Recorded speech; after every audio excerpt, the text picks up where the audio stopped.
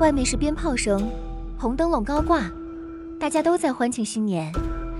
但在这个家家户户团圆、灯火通明的夜晚，你是否想过，那些躲在阴影里不被邀请的客人，是不是也正看着窗内发笑？欢迎来到怪谈深渊。今晚我们不聊岁首的喜庆，只聊午夜的禁忌。这是一段长篇的新年特辑，我为你精选了过去一年最让人背脊发凉的故事。在众人守岁的时刻，让这些声音陪你度过这漫长又阴森的夜晚。准备好你的胆量，关上灯，我们的年度合集现在开始。他在 Tinder 上写自己45岁，但看起来顶多30出头，寻找包养，每周$700，无性关系。这听起来好的太不像真的，但身为一个穷大学生，我愿意赌一把。我往右滑，听得立刻显示配对成功。他的讯息几秒钟后就来了，嘿，甜心。我对甜心这次有点反感，但我讨厌归讨厌，700块就是700块，所以我忍了，回了句嘿。他叫 Jack， 说自己开公司，但从没说是什么公司。我们聊了一阵子，他就问我要弯某账号，要先汇第一笔钱给我。几分钟后，我收到通知。我看着那$700，盯了至少20分钟，以为自己随时会从梦中醒来。但这不是梦，你还在吗？我点开讯息，在，抱歉。如果你不介意，想问你要我做什么。我盯着聊天框，直到他回复。我只希望你帮我做些小忙。这听起来像是有关性的。什么样的忙？比如说，我需要你帮我收个货。这听起来够清白了，但我还是觉得会有些蹊跷。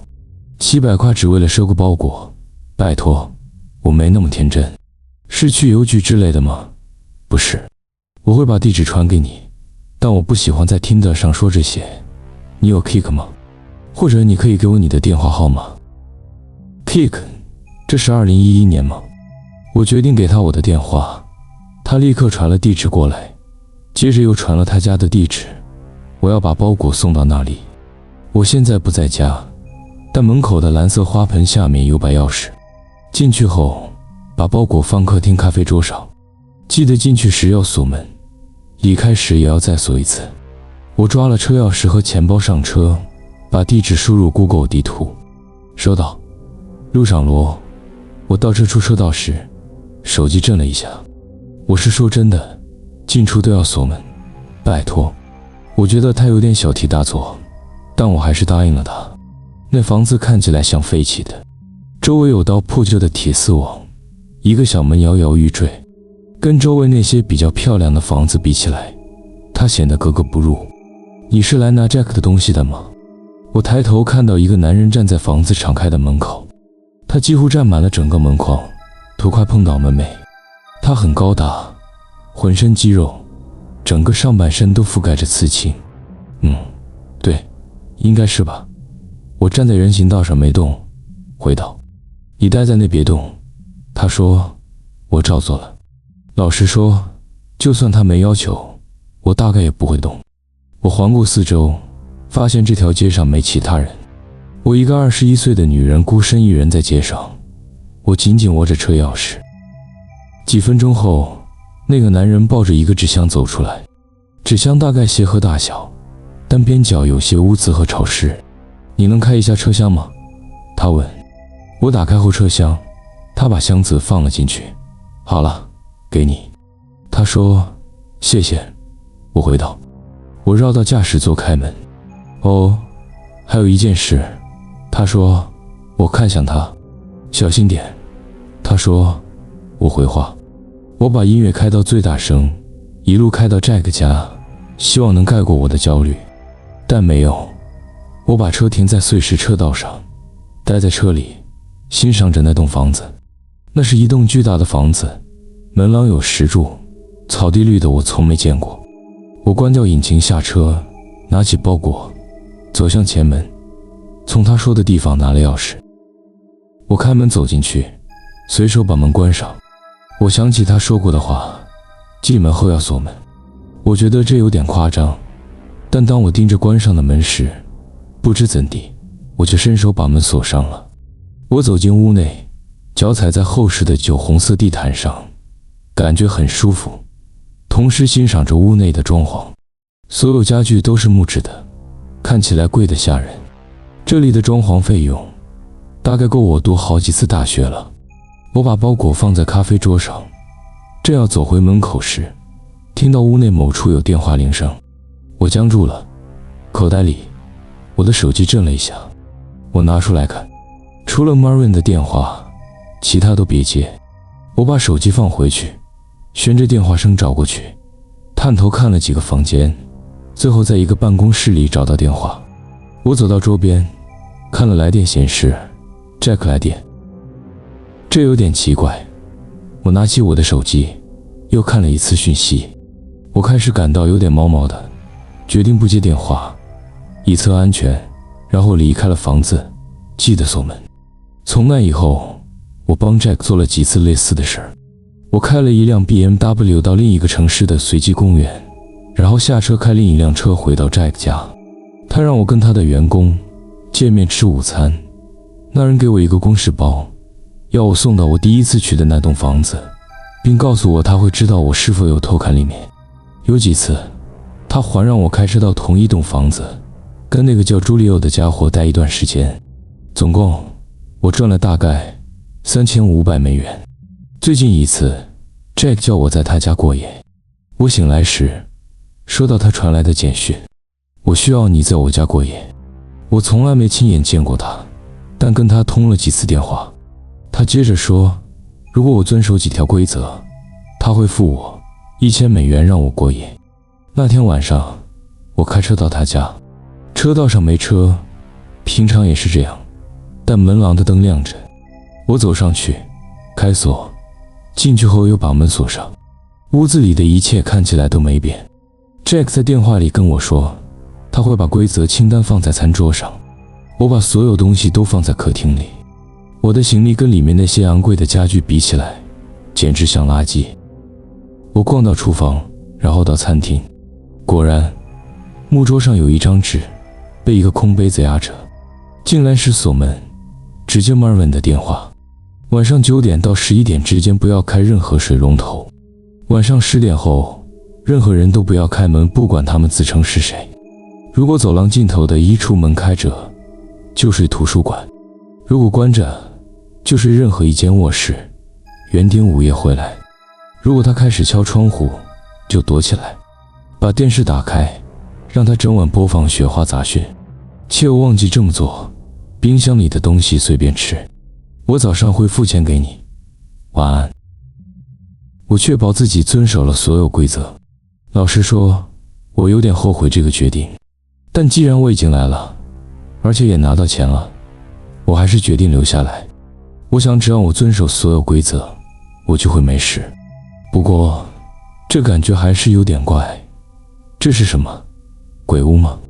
总之，我在屋子里闲逛了几个小时，因为我打算9点左右睡觉。那时候所有奇怪的事情都会开始发生。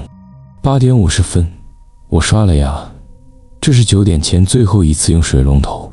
我检查了走廊的衣橱，看到门是开住的，我就把东西搬到图书馆，准备睡在沙发上。我把门都锁上以防万一，然后躺在沙发上滑手机。Jack 没有再传讯息给我，我开始想着各种情境和原因，猜测他为什么在家里有这么严格又奇怪的规则。我不知什么时候睡着了，因为晚上10点16分点整，我被门铃声吵醒。我正要起来查看，但突然想起那条规则，晚上10点后，任何人都不要开门，不管他们自称是谁。我待在沙发上，尽量不动，生怕他们听到哪怕一点点声音。是警察，开门。我没动。哈罗，是警察，开门，不然我们要进去了。我还是没动，但我能听到心跳声在耳边砰砰作响。那之后安静了一阵子，然后门铃又响了。嘿，我是 Jack， 让我进去。声音听起来像 Jack， 但我还是没起身。他应该有钥匙吧？为什么需要我开门？这种情况持续了将近1个小时，不同的人会按门铃，说是谁谁谁，然后在我没有回应后消失。我终于睡着了，而园丁从来没有来。第二天早上我醒来时，听到厨房里有人，我慢慢的起来，尽量轻的把门打开，带着手机穿过客厅走到厨房。我在入口处停下来，探头往里看，是 Jack。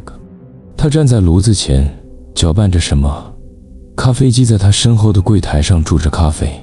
嘿，早安。他看到我时说，嗨。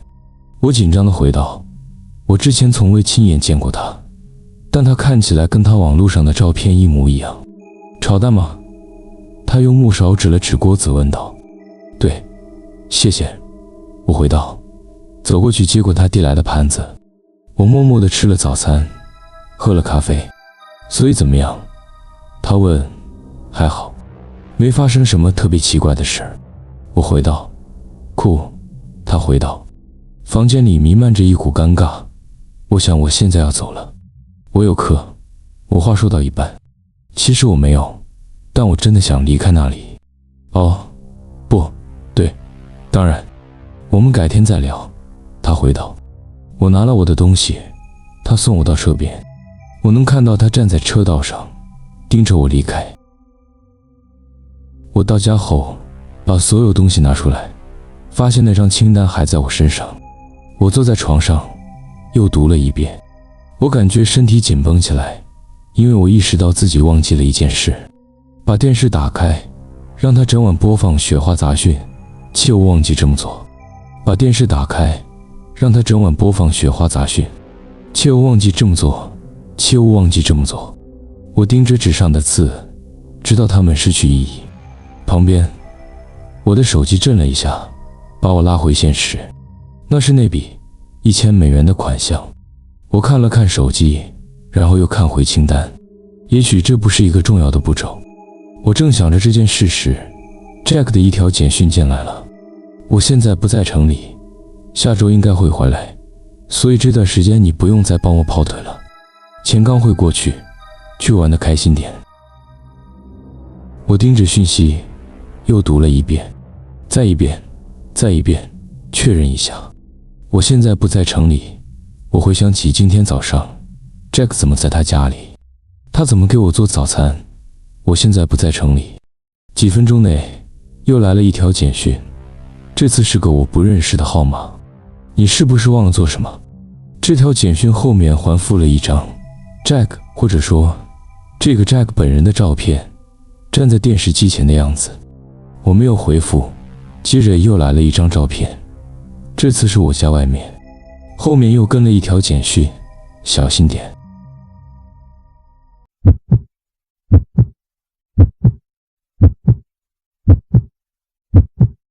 我跟我老婆Lin在一起已经6年了，结婚也快满1年了。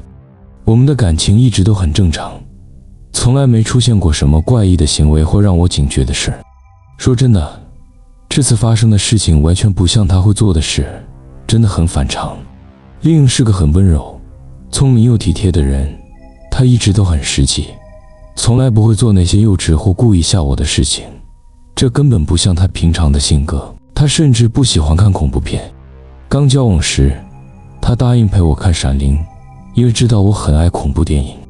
结果他吓得连电影还没看完一半，我们就得把它关掉。他不喜欢那些诡异的东西，也从没搞过恶作剧，这些根本不是他的风格。而且这样也没什么不对，这就是为什么这件事让我觉得特别怪，完全不像他。我还得说，他从来没遇过心理健康问题，据我所知他家族里也没有相关病史。我知道有些人会隐藏心理状况，但我们在一起6年，我想我应该早就看出什么迹象了。2个月前，我在厨房准备上班前的咖啡。那天早上我有点晚了，知道没时间去买我平常早上爱喝的 Dunkin' Donuts。我一边赶着往前门走，一边啜了口咖啡。突然看到Lin从前面拐角偷看我，只露出她的眼睛和一缕长长的黑发贴着墙，身体全藏在角落后面。那一瞬间差点把咖啡洒出来，嘴唇也烫到不行。天啊，令！我一边用裤子擦掉几滴咖啡，一边说：“你吓死我了。”他立刻像被抓到的小孩子一样，突然从视线中消失了。我听到他匆匆跑向客厅，当我走到前门时，他已经看不见了。正如我说的，这行为真的很奇怪，完全不像他平常的样子。但我也觉得他变得有点调皮，不那么严肃，反而有点好笑。我大声喊着我爱他，还笑称他怪怪的。关上门时，我听到他的笑声。他的举动确实有些怪异，但也没到需要找神父来的地步。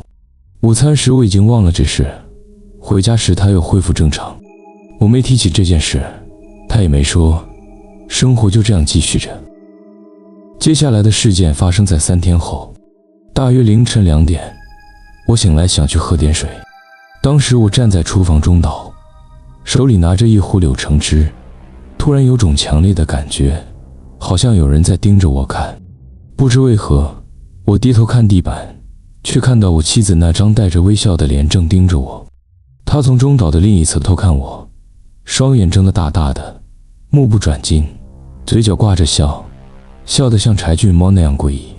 我尖叫了，老实说，不是因为生气，而是因为害怕。那一刻，我真的感到恐惧。听到我尖叫声后，令像个小动物一样用手脚拍打着瓷砖地板，迅速往后爬出我的视线，跑出厨房。我没有追，也没有喊他，只是愣在那里，震惊的不知所措，心想他到底被什么附身了。我花了比我愿意承认的时间才回到楼上，但最后还是回去了。当我走进我们的卧室时，令侧躺着睡着了，或者说他至少是在假装睡着。我站在那里看了一会儿，仔细观察他的呼吸，确认他是真的睡了。我当时有种感觉，他会在我上床的瞬间突然跳起来吓我，但他没有。我爬上床，他一动也不动，呼吸轻柔而深沉。我开始怀疑自己是不是做了一场梦。隔天早上，我等他下楼喝咖啡。当我递给他一杯咖啡，亲了亲他的脸颊后，我决定问他那晚的事儿。昨晚那到底是怎么回事？我问，语气保持轻松，避免让他感到尴尬或不舒服。他皱着眉头喝着咖啡，摇头表示完全不知道我在说什么。你又在偷看我，从那边。我一边说，一边指向厨房中岛旁的地板。他顺着我的视线看过去，然后转头朝我大笑起来。他笑得很开心，我也忍不住跟住笑了。你有时候真的会吓到我，你知道吗？我说。他咯咯笑着，把杯子放到台面上，双手环抱住我的脖子。你一直都让我毛骨悚然了，所以我们扯平了。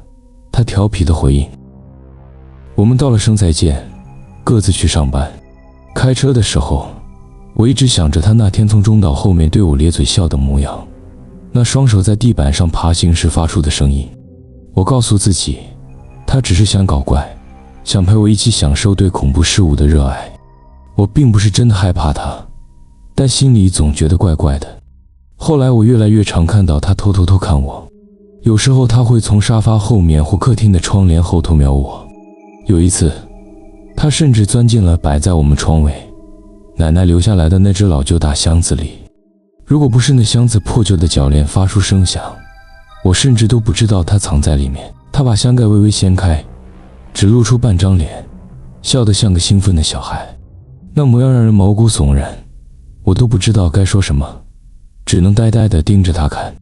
终于鼓起勇气问他为什么要这么做。他没有回答，却慢慢把盖子合上，把自己关进箱子里。我只好离开，心里感到不安。我不懂他为什么这么做，但很明显这让他很快乐。我只能希望他很快会玩腻这个游戏。接下来2个星期，丽没有再偷看我。我开始以为他已经放弃这个奇怪的恶作剧，心里松了一口气。有一天晚上，我们在看 Netflix 节目，我开玩笑说最近没看到他偷看我，应该是他放弃了这个间谍游戏。他抬头对我微微一笑，说也许我只是变厉害了。我没有多说什么，但心里在想，他到底是在开玩笑还是认真的？接下来几天，我脑子里一直想着他说的话，他是不是还在我不注意的时候偷看我？只是我没发现。如果是这样，他到底从中得到了什么？我开始变得疑神疑鬼，总是忍不住检查他是不是藏在转角或门后。每次只要在家里看到他不在我视线范围内，我就会紧张地跳起来。我觉得自己很傻，甚至有点疯狂。但几个星期没再出事后，我开始放松了。我停止躲家具和墙后面查看，告诉自己那只是个不好的回忆。然而，就在几天前，事情变得更糟了。那天另去朋友家，我一个人躺在沙发上玩笔电游戏。大约晚上9点，我进了浴室洗澡。当我正洗头把肥皂冲掉时，那种被盯上的恐怖感突然袭来。我慢慢睁开眼，差点吓到心脏停止跳动。Lin正从浴帘后偷看我，整个头伸进淋浴间，身体却还在外面。他那长长的黑发贴在浴帘上，发尾环滴着水。他嘴巴张住，露出恐怖的笑容，眼睛睁得又大又红，好像好久没眨过眼。他的妆化得花花的，2道黑色泪痕从脸颊流下。他看起来既兴奋又完全疯狂。我吓得尖叫，连忙往后退靠墙。他没有动，笑容也没消失。我真的吓坏了。我们就这样站着好一会儿，彼此一句话也没说。终于过了好久，他慢慢地把头从淋浴间抽回去。我透过浴帘看到他模糊的身影向浴室门口慢慢推去。下一秒，浴室门狠狠地关上，声音大到连镜子都在震动。我又尖叫了一声，跳出淋浴间去把门锁上。那1小时里，我都躲在浴室里。也许我反应过度了，有些人会这么说，但不管是玩笑还是真的，我都受够了这种疯狂的把戏。这是我在浴室里来回踱步，不时贴耳听门声时，一直告诉自己的话。突然，我听到一个低沉的声音，便把耳朵贴到浴室门上，努力听着，什么声音都听不到。但我想象着Lin就在门的另一边，悄悄地对他的恶作剧轻笑。一股怒气涌上心头，我生气极了，因为他让我在自己的家里感到害怕，还得躲在浴室里整整1小时。为了什么？只是个玩笑。如果是玩笑，那真是烂透了。Lin，你到底在干嘛？我怒吼道。这种鬼把戏真的让人受不了。我等着他道歉，或者回骂我混蛋。可是只听见一声轻轻的呻吟，几乎让我怀疑自己是不是听错了。接着就是完全的寂静。Lin，我喊着，声音颤抖得完全藏不住。没有回应，只有我自己沉重的呼吸声。我发誓，拜托你，别再搞了。我大喊，猛敲着门。我等着他骂我，这样跟他说话，我觉得他肯定会回骂我。其实我从来没对他大喊过，但什么都没有，只有淋浴头偶尔滴下水声。我不否认自己很害怕，害怕到不敢打开该死的门去面对我自己的妻子。我要等了大概30分钟，那感觉像是一辈子这么长。最后我决定不再藏在浴室过夜，跪下身子从门底往外看。我差点以为会看到他的脸从门缝偷看我，但幸好没有。我可以看到走廊一直到楼梯顶端，但没有Lin。我不知该为此感到庆幸还是更害怕。我盯着看了几分钟，等着他的头从楼梯顶端露出来，但他没出现。我站起身，手悬在门把上，心里准备好要开门。我颤抖着手慢慢转动锁，这样猛地拉开门时，突然听见一个声音，想到现在还让我感到一阵恶心。一声呻吟，比之前更响，但这次我能确定声音的来源。我缓缓转头看向衣橱门，竟然和我妻子对上眼。她正从微开的门缝偷看着我，她的眼睛依旧睁得大大的，嘴巴张成我见过最恶心又扭曲的笑容。我甚至没有尖叫，害怕到连喊都喊不出来。她双手紧抱胸口，身体因兴奋颤抖着，仿佛快要忍不住那份喜悦。她喉咙里发出低沉沙哑的呻吟声，深沉而原始，让我全身起了一阵寒战。不知怎地，我硬撑着打开浴室门，飞快地跑下楼梯，顺手从客厅桌上拿了钥匙和手机，然后冲出门直奔车子。身后隐约传来他刺耳的笑声，但我没听到他追来，我甚至没关门。开车离开时，我开得比法律允许的速度欢快，全身不停颤抖，可能是害怕，也可能是寒冷，或两者都有。我没穿外套，也没穿鞋，只有一条内裤，头发还是湿的。我直奔距离约40分钟车程的哥哥 Chris 家，完全无视所有来电和简讯，直到安全停在他家车道上，我才拿起手机查看。另打了4通电话，发了一堆讯息，都在问我去哪了，为什么就这样离开。我气得把手机丢到仪表板上，对他那种冷淡的态度感到愤怒。哥哥和嫂子看到我只穿内裤感到惊讶，但让我待多久都行。Chris 救我衣服，问我发生什么事。我说跟Lynn吵架了，但没说细节。我不想让他觉得我为了恶作剧就离开老婆反应过度，毕竟这些年我一直鼓励他别那么严肃，要放轻松，想让他活得自在点，但我绝对没想到会变成这样。我试着在他们的沙发上睡觉，但大脑完全不让我安睡。每次闭上眼，我就看到Lynn那张笑得诡异的脸从衣柜里盯着我看，想到他整晚都躲在那里，我全身起了一层鸡皮疙瘩。他根本没离开那该死的浴室，而是偷偷溜进衣柜，然后猛地关上浴室门，骗我以为他离开了。一想到要回家，我就感到焦虑不安。我翻来覆去，完全睡不住。Chris 给了我一颗安眠药，让我稍微休息了些，但梦境全是Lynn那张诡异的笑脸，让我心惊胆跳。天刚亮我就醒了，沙发让我全身酸痛，感觉筋疲力尽。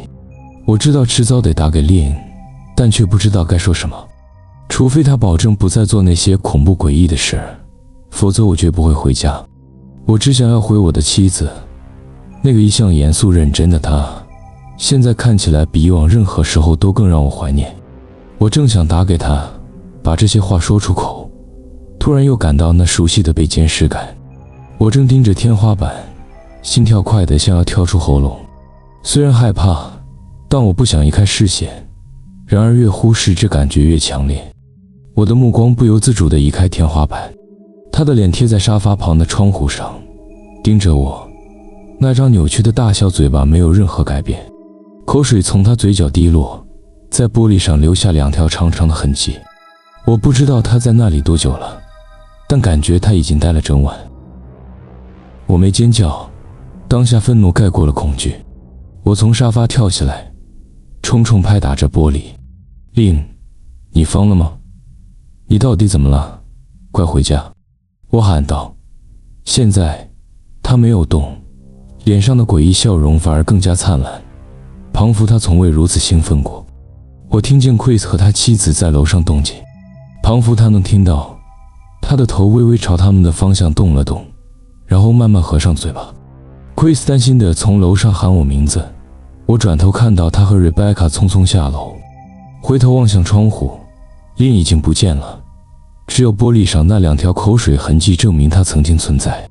我试着跟 Chris 和 Rebecca 解释我醒来时看到Lynn透过窗户盯着我看的事，他们半信半疑，谁会不疑呢？我们一起到窗前查看，地上没有脚印，只有一个浅浅的凹陷。Chris 猜可能是动物留下的，我没反驳。他们认为我整个是做梦，但他们不了解，我也太累，懒得再多解释。那天我请假，把手机关机，不想面对Lynn，只要跟他说话，我就觉得难以承受。我真的开始相信他可能出了不可逆的问题，无论他承诺什么，我们都回不到从前。这个想法让我心如刀割。那天早上我哭了好几个小时，中午时我觉得自己准备好了，要跟他对峙，给他最后一次解释的机会。毕竟6年来，我还是想给他这个机会。我开机，看见他发来的数十条讯息，语气都像是个关心我的妻子。我们可以谈谈吗？我爱你，请你打给我。我真的很担心你，你能回我讯息吗？快点回家吧。还有一堆类似的讯息，全都是说他爱我，想我回家，说他有多担心，却一条也没提他那些疯狂举动，好像他根本不是在现实中，而是在演史蒂芬金小说里的角色。连他的简讯都变了，平常他发一大堆文字，只是叫我买条吐司，你会以为经过那些诡异的行径，他会有更多话想跟我说。我知道对一些人来说，这可能显得幼稚，毕竟你们距离这件事很远。但如果你看到Lin看着我的眼神，他像野兽一样四脚爬行，然后在衣柜里对我露出疯狂的笑容，我想你也会觉得我这反应很合理。我在 Chris 和 Rebecca 家又待了一晚，昨天我直到中午过后才醒来，幸好没看到Lin透过窗户盯着我。我不想多管闲事，这不是我的位置，但你们这次吵架有办法修补吗？ Rebecca 一边给我们两人做三明治一边问。我知道她想打开话题，但又不想让人觉得她太爱管闲事。我不知道，她好像变了个人。我谨慎地回答，还没准备好让她或 Chris 知道我真正面对的那种疯狂。人会变，笨，但她还是你娶的那个女人。或许你们只是需要好好谈谈，无论发生什么事，我相信都能解决。他说，像个调停者一样。我觉得事情已经超出谈判范围了。我不认为说开了会有用，我就是不信任他。我说，这话刺痛了我的心。我想念他，也爱他，但怎么可能和这样的人生活？永远活在恐惧中，一点都不吸引人。Lin爱你，他一定很痛苦。他说，我不太确定。我回答，我倒是觉得是真的。我从没见过他这么难过，完全不像我认识的Lin。Rebecca 摇着头，神情哀伤。她的话让我陷入沉思，感觉一股恐惧慢慢爬上皮肤。等等，你是说你见过他，你见过Lin？我喉咙一前二进。Rebecca 若无其事地点头，好像这根本不算什么噩梦一样。或许对他来说真的是如此。他今天早上来过，在 Chris 去上班后不久。他一边收拾餐盘一边说，不过我没看到他的车，也许他是搭 Uber 来的。他说了什么？他有进来吗？我问。额头开始冒汗，眼睛四处张望，像是在寻找潜藏的猎物。没有，他只是问你醒了没。我说你还没。我问他要不要叫醒你，但他说不用，就让你睡。他一边洗碗一边说，就这样。他没有说别的吗？我追问。没有，但他看起来很糟，像是几天没睡。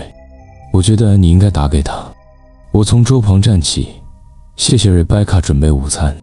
知道他至少没进屋，我稍微松了一口气，但还是想再确认门锁好了没。我坐着，心里想着下一步该怎么办。我不想回家，但觉得有责任帮助Lin。如果能帮他的话，我得尽力。难道我不是发过誓，要爱他，尊重他，无论生病还是健康？他明显很不对劲，我真的相信他生病了。我必须试着让他得到帮助，但我根本不知道从哪开始。我不想叫警察，况且我该怎么跟他们说？说老婆一直在偷看我，说他变得很诡异。尽管他行为怪异，但还没犯什么罪，至少现在还没有。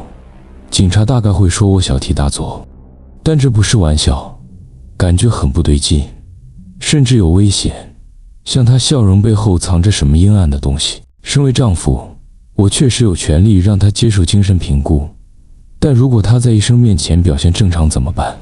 他明显已经骗过 Rebecca， 让人以为他只是个担心老公的妻子。只要医生觉得他没有伤害自己或别人的倾向，72小时后就会被放出来。我感到茫然又不知所措，所以我做了任何处于我这种境地的丈夫都会做的事儿。我打给了他妈妈。我真的不想打，拜托相信我。我和他妈妈 Marianne 关系从来不算好，我们没吵过架，也没什么明显冲突。他并不是个很热情的人，也不好相处。他几乎不笑，就算笑了，也只是嘴角轻轻上扬，眼神依旧空洞，没有什么表情。他身上有种让人觉得他永远都在戒备的气场。我只见过他2次，每次都很短，感觉他不太认同我当他女儿的另一半。令总是很快把我们送走，不想让我感到尴尬，对此我心存感激。跟他母亲相处简直像踩着玻璃走路一样难受。我们搬到3州外后，我很庆幸不必经常见到他。虽然我很想避开他，但我还是需要他的帮助。其实我一点也不想跟他讲电话，但我必须找个人谈谈，而且这个人比我更了解丽。于是我咬紧牙关，做了不得不做的事儿。他接起电话，语气已经有些不耐烦。Marianne， 是我 ，Ben， 你现在方便聊聊吗？我能听到他发出咂舌声，听起来很烦躁。我正忙着写支票，但如果你坚持，我可以空一会儿。你想谈什么 ，Benjamin？ 他冷冷地说，是关于Lynn的。他最近行为怪异，我想知道你是否知道什么。我话还没说完就被打断。Benjamin， 你讲话绕来绕去的，我不太懂你到底想要什么。他问。我几乎能想象他穿着薄毛衣和长裤，不耐烦地用指甲敲桌子。我想知道你有没有注意过他有什么奇怪的行为，或是心理健康方面的问题。我问。电话那头沉默了一会儿，我不知道是他在思考，还是有其他原因。几秒后，他开口了。Benjamin， 我不知道你这是不是什么玩笑，但我可不觉得这有什么好笑的。正如我说的，我还有事要忙，如果你不介意。他想挂断，但我赶紧打断他。Marianne， 这不是玩笑，我真的很担心Lynn的心理健康。她最近行为很反常，我很担心她。作为她妈妈，我以为你也会担心。我语气中带着明显的焦虑。如果你真的担心，那我建议你找专业医生来处理。我不明白你到底想从我这里得到什么。他冷冷地回应。我能感觉他随时准备挂电话，但我拼命不想让他挂。我觉得他知道的比他说的还多。拜托了，如果不是为了我，那也为了Lynn好吗？我试着哀求。我听到他轻微又颤抖的吸气声，仿佛他在努力维持那冰冷的态度，但快撑不住了。Marianne， 怎么了？我想问。Benjamin， 我真不知道该怎么跟你说。我的建议就是寻求专业帮助，不要再打来了。再见。他说完就挂了电话。我试着理清这通电话和他拒绝帮助的原因。即使他不喜欢我，为什么不愿帮自己的女儿？我不理解。我反复回想对话，想找到自己漏掉的细节。过了一会儿，我差点放弃，直到我想起他最后那句话，寻求专业帮助。他说这句话时，语气带了些急促。我也许是自我安慰，但我确定他的声音微微变了，好像那句话特别重要。他到底是什么意思？我以为他指的是医疗专家，但也许他指的是其他人，某个他不敢明说的人，或者是我太绝望了。我等 Chris 回来，经过一番冗长又疲惫的对话，我说服了他和 Rebecca， 让他们相信 Lynn 真的需要精神科协助。我没说全部细节，还没准备好，但我提到了我们最后一次见面。他藏在浴室，从衣橱偷看我。他们显然震惊了，但幸好相信我。他们也想帮他，只是觉得情况没那么严重。奇怪是奇怪，但不至于危险。他们一直说 Lynn 可能只是在开奇怪的玩笑，也许是为了 YouTube。 Rebecca 半开玩笑的猜测。Chris 觉得还不用报警，他提出陪我一起去，我爽快答应。他认为冷静地跟他谈，试图说服他自愿接受帮助，是最好的办法。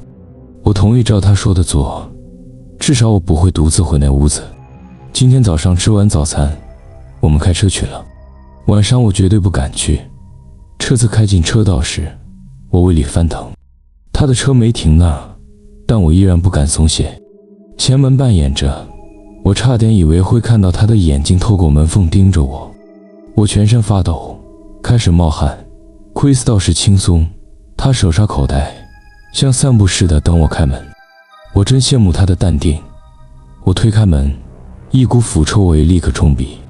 奎斯也闻到了，遮着鼻子跟住我走进屋。你们这里地板用什么清洁？屎吗？奎斯嘀咕。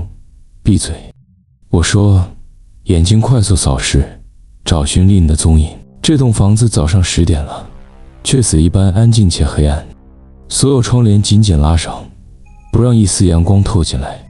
如果不是我2天前才离开，我还真会以为这房子被遗弃了。我们逐间房小心搜寻，检查他可能藏身的每个角落，偶尔轻声喊他的名字。你他妈为什么一直往沙发底下看？Chris 终于忍不住问，我们不是在找你老婆吗？他看我的眼神像是在看傻子。我们还是先上楼吧，我低声说。他摇摇头，但还是跟住我上楼去检查浴室和备用卧室。走上楼梯时，我踩到几块碎玻璃，发出嘎吱嘎吱的声响。我注意到挂在楼梯墙上的我们婚礼合照被砸碎了，画框歪斜，玻璃全碎裂不见。我盯着那张照片，喉咙一阵哽咽。那是我们刚离开教堂宣誓结婚后拍的，她穿着白纱，好美。我看着令那张曾经美丽的脸，从未想过有一天竟会成为我恐惧的根源。我们继续爬完楼梯，检查备用卧室，但里面一尘不染，像是没有人住过。我有些犹豫，不敢进浴室，那晚的恐惧瞬间涌上心头。Chris 看出来了，主动说他自己去，但我不允许他独自面对。于是我们一起走进浴室，检查衣柜和淋浴区。浴室看起来像是自我离开后就没被碰过，但我觉得他不在这里。你先收点衣服，我们明天再来吧， Chris 说。我点头，走进我们的卧室，匆忙把几件衣服塞进旅行袋。打开衣柜时，我闻到那股臭味，差点呕吐。Chris 看到后脸色瞬间苍白，他不得不走到楼梯旁，远离那令人作呕的景象和味道。我震惊地低头看着衣柜里的东西，地毯上浸满液体，至少有12颗眼球，整齐地成双摆放着，有些大如1枚25美分硬币，有些小得像弹珠。我盯着这些他从小动物身上采集来的眼球，心中忍不住怀疑他是怎么弄到的，想起来就全身发冷。老兄，我以为掰可爱鞋子已经够夸张了，靠，你老婆居然在这里搜集眼球。 Chris 一边前后一边说。但我觉得我们该走了，他从走廊喊。好。我抓起旅行袋，关上衣柜门，封印我的新噩梦。我走出房间，深深吸了口气，嘴里满是腐臭味，我忍不住又想呕吐。谁会把一堆眼球排成这样放在衣柜里？克里斯喃喃道。我早就跟你说他需要帮助了。我说，他不只是需要帮助，他需要的是驱魔。他说，你还来不来？我真受不了这味道，话到嘴边突然停住，眼睛瞪得大大的，充满恐惧。我没问他为什么，因为我感觉到了，有人在看着我，而我知道，不是衣柜里的那些眼球。我缓缓转身，视线在卧室里慢慢扫过。天啊！我喃喃低语，终于看到我们漏掉的那个角落，床底下蜷缩着一个人，侧躺着，眼睛亮得像个兴奋过头的孩子。她就是我的妻子。她双手合十，靠近下巴，微微颤抖着。她知道自己被发现了。我听见她发出轻微的声音，像是咯咯作响，兴奋得快控制不住自己。那张大大的笑脸和放大的眼睛让人毛骨悚然。我全身上下的本能都在叫我逃跑，但我忍住了。她是我的妻子，不管她变得多怪异，我都要帮助她。林武轻声说。她没回应，但头轻轻点了2下。宝贝，我只是想帮助你，好吗？你愿意让我帮你吗？我问。我往前踏了一步，小心翼翼地接近她。我爱你，林。我继续说着，靠近她。她嘴巴微微张开，发出一声轻轻的呻吟。我忍不住想逃开，他的肩膀开始抖动，眼睛瞪得比盘子换大。我蹲下来看他，发现他的手沾满了血。随着我越来越靠近，他的手抖得更厉害，像是在弹着看不见的钢琴，偶尔划过下巴，留下一道道血痕。我想要避开那血腥的气味，呕吐感袭来，他的嘴唇前裂，血液从裂缝中渗出。我知道他不会自己走出来，但我也不忍心让他那样独自待着。我慢慢靠近，伸出手去碰他，他咯咯的声音越来越大，手也不停颤抖，手指灵活地弯曲着。这时我看到血从指缝中渗出。天啊，林，你流血了。我说，我本能地伸手去握他的手，却还没碰到，他的手就猛地向我抓来。一阵锐痛从手臂传来，我跌坐在地，手臂烧灼般疼痛，血滴滴落在地毯上。我震惊地看着他，他疯狂地笑着，手里紧握着一块大玻璃碎片。你还好吗？克里斯从我身后问。我微微转头，抱着受伤的手臂点了点头。转回去看林时，他的注意力已经转移，他不再看着我，脸上的笑容也消失了。他正用一种猎豹盯着猎物的眼神目视着克里斯，嘴巴还张着，但扭曲成一个撞死地猴的表情。我站起身，慢慢往走廊后退，生怕一转头他会冲过来。他流血了吗？克里斯问。话音刚落，林迅速从床底钻了出来，手里还紧握着那块玻璃碎片。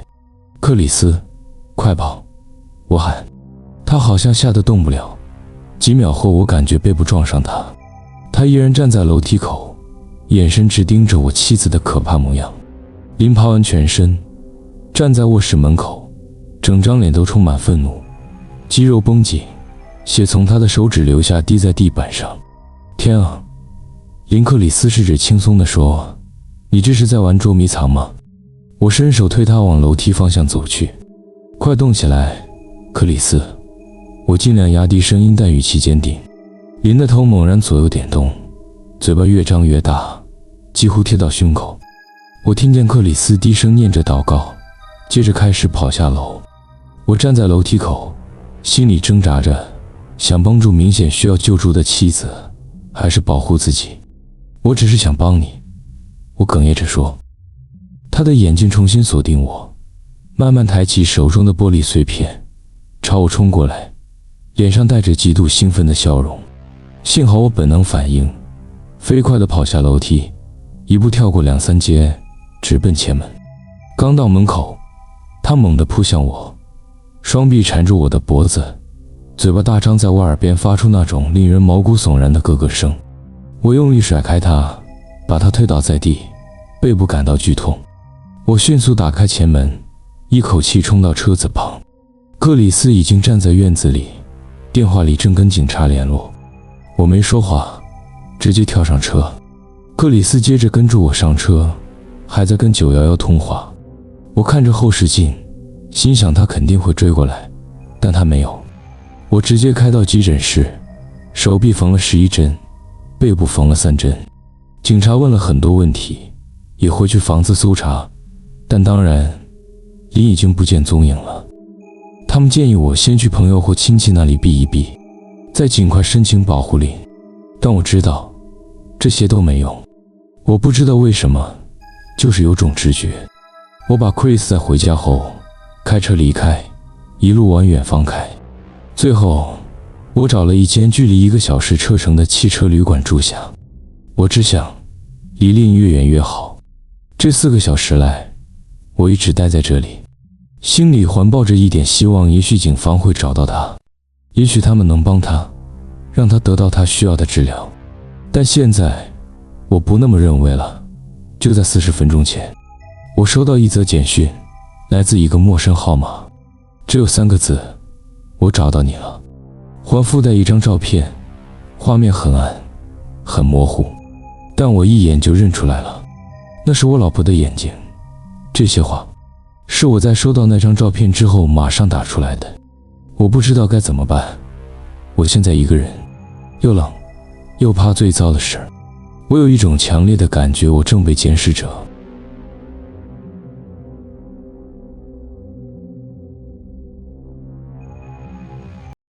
今晚谁会陪你熬到天亮？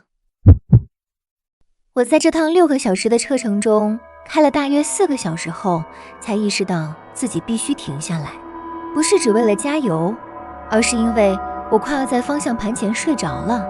我的眼皮不停地往下沉，每次只闭上短短半秒。那种情况就是你眨了一下眼，却突然发现自己已经比刚才想象中往前开了将近15公尺。我把音乐开到最大，又把车窗摇下来，但冰冷的空气只撑了几分钟，我需要咖啡因。高速公路上一片空荡，至少有20分钟我没有看到任何一辆车。当我看见前方亮起一块加油站招牌的微光时，心里顿时松了一口气。那不是连锁店，而是那种老旧的独立加油站，看起来仿佛从82年代后就再也没有翻修过。只有一栋建筑，前面2支油枪，旁边还挂着一块手画的牌子，上面写着接下来70英里内最后一站。我把车开进去，停在油枪旁，整个空地空无一人，只有一辆破旧的卡车停在建制侧边。我猜那是值夜班的人留下的。我下了车，伸展了一下僵硬的双腿，把油箱加满，在油枪那里直接付款，接着走向店内。我其实应该直接回到车上，然后离开的，但我需要那杯咖啡，而且我也得上厕所。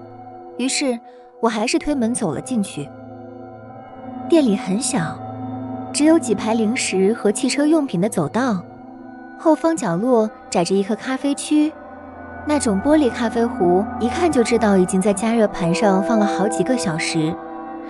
后墙是一整排冰柜，里面塞满了汽水和能量饮料，灯光是那种刺眼的日光灯，把所有东西照得有点不太真实，仿佛哪里怪怪的。店员站在柜台后面，大概50岁左右，灰白的头发开始稀疏，脸上带着一种好几天没睡好的疲惫感。他把电视开着，播的是深夜的控物节目，声音调得很小。我一走进来，他抬起头，脸上的表情有那么一瞬间变了，只有一瞬间，像是没料到会看到我，又或者是有点担心。他说晚上好，我回了一句嗨，我拿杯咖啡就走。我走到后面替自己倒了一杯，味道又焦又苦，但我不在乎，我只需要咖啡因撑过接下来的2个小时。我又顺手拿了一条巧克力，然后把东西一起拿到柜台。店员结账的动作很慢，他一边操作收银机，一边不断地往我身后的窗户瞄，看向我的车。他开口问：一个人开车？我说对。他又问：长途？我回答还要几个小时。他点了点头，却没再说什么，只是再次盯住窗外。我转过身去看，但外头什么也没有，只有停在油枪旁的我的车，还有再远一点那条空荡的不像真的高速公路。有什么不对劲吗？我问。他盯着我看了好一会儿，接着把一张纸从柜台上推了过来，是一张餐巾纸，上面用圆珠笔写着字：你被跟踪了，不要回到你的车上。我盯着那张餐巾纸看了几秒，然后抬头看向他，他的表情异常严肃，没有一丝开玩笑的意思。我低声说：你在说什么？他举起一只手，示意我安静下来，然后说：小声一点，看监视器。他指向柜台后方墙上挂着的一个小型监控荧幕，画面是黑白的，显示着停车场的即时影像。我的车就在画面里，而且车旁边站着一个人。我的胃瞬间往下一沉，那道身影站在副驾驶座那一侧，只是静静地面向店内。我看不清任何五官，只能看出对方穿着深色衣服，脸完全藏在阴影之中。我立刻转身望向窗外，外面一个人都没有，只有我的车，空荡的停车场，什么都没有。我再度看向监视器荧幕，那道身影依然站在原地，一步都没有移动。我低声呢喃：搞什么鬼？他不会在你直接看的时候出现，店员低声说，只有在摄影机里看得到。我不知道为什么，也不知道那是什么，但我知道当他在外面等着的时候，那些走出去的人最后会发生什么事。我的心脏狂跳不止。我又看了一眼窗外，什么都没有。再看回监视器，那道身影动了，他现在更靠近我车子的车头位置，依然正背着店里。这太荒谬了，我说，一定是什么把戏。我真希望是。他伸手到柜台底下，拿出一个资料夹，里面夹着几张列印出来的新闻报道，是失踪人口的消息，还有高速公路上发现尸体的标题。8个月内4个人，他说，全都是深夜停在这里，全都在我警告之后，还是回到了自己的车上，几英里后才被发现。车子停在高速公路中央，引擎还在运转，驾驶还坐在座位上，眼睛张着，身上没有任何伤痕。验尸官说，他们的心脏就那样停止了。我感到一阵晕眩，这不可能是真的。我低头看着那些报道，看着受害者的照片，一名年轻女子，一名中年男子，还有一对30多岁的情侣，是真实存在的人，真实发生的死亡。我问，那警方为什么什么都没做？做什么？他反问，根本没什么可以调查的，没有他杀迹象，没有目击者，只是一个又一个人在偏僻的高速公路上死亡。这种事太常见了，他们最后都归因于疲劳驾驶或者突发性的身体问题。我再次看向监视器，那道身影已经更近了，现在正站在我车子的正前方。我问，他会待多久？通常到日出为止。他说，有时候会更久一点，但只要你待在店里就没事，他进不来这里。为什么？他耸了耸肩，我不知道，我几个月前就不再问这种问题了。我只知道规则，天黑时待在室内，不要到停车场，等天亮。我很想反驳，很想告诉他这一切根本是疯话，但我无法解释监视器里的那道身影，也无法解释为什么我亲眼看出去时，它却完全不存在。好吧，我说，我等。他看起来松了一口气。很好，聪明的选择。你要是想，可以到后面坐，那里有一张沙发，我还有一些杂志。距离日出大概只剩4个小时。他走到前门，把门锁上。在安静的店内，门栓扣上的咔嗒声显得特别清楚。以防万一，他说，有些人会恐慌，想要冲出去，这样一来你就不会做傻事了。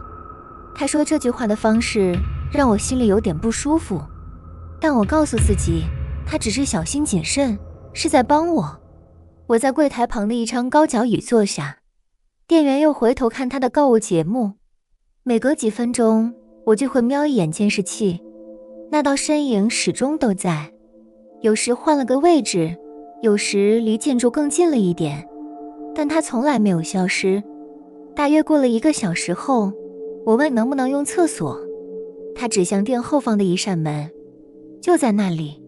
我站起来朝那个方向走去，经过柜台时，我下意识又看了一眼监视器，画面里有什么不一样了。我愣了一下，才意识到是哪里出了问题。时间戳记，画面上显示的时间是晚上11点47分，可现在早就已经凌晨3点多了。我记得自己刚进店时看过手机，当时就已经过了2点，这一点我非常确定。我停下脚步，重新仔细盯着监视器看。那不是即时画面，那是一段循环播放的影像，同样的几分钟，不断重复。我的血液瞬间变得冰冷。我转头望向窗外，这一次是真的，仔细地看着我的车，外面根本没有任何人，从头到尾都没有人站在那里。我强迫自己让声音听起来平静。哎，那个摄影机显示的是几点？他没有立刻回答。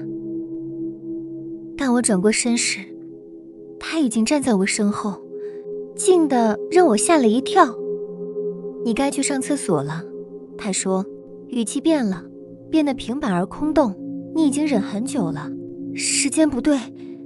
我说，那段影像是旧的。他的表情没有任何变化，只是用那双疲惫的眼睛盯着我。他说，你看过那些新闻了，你知道在这条高速公路上最后会发生什么事。我回道，那些新闻可能来自任何地方，谁都可以把它们印出来。他往前踏了一步，我立刻往后退了一步。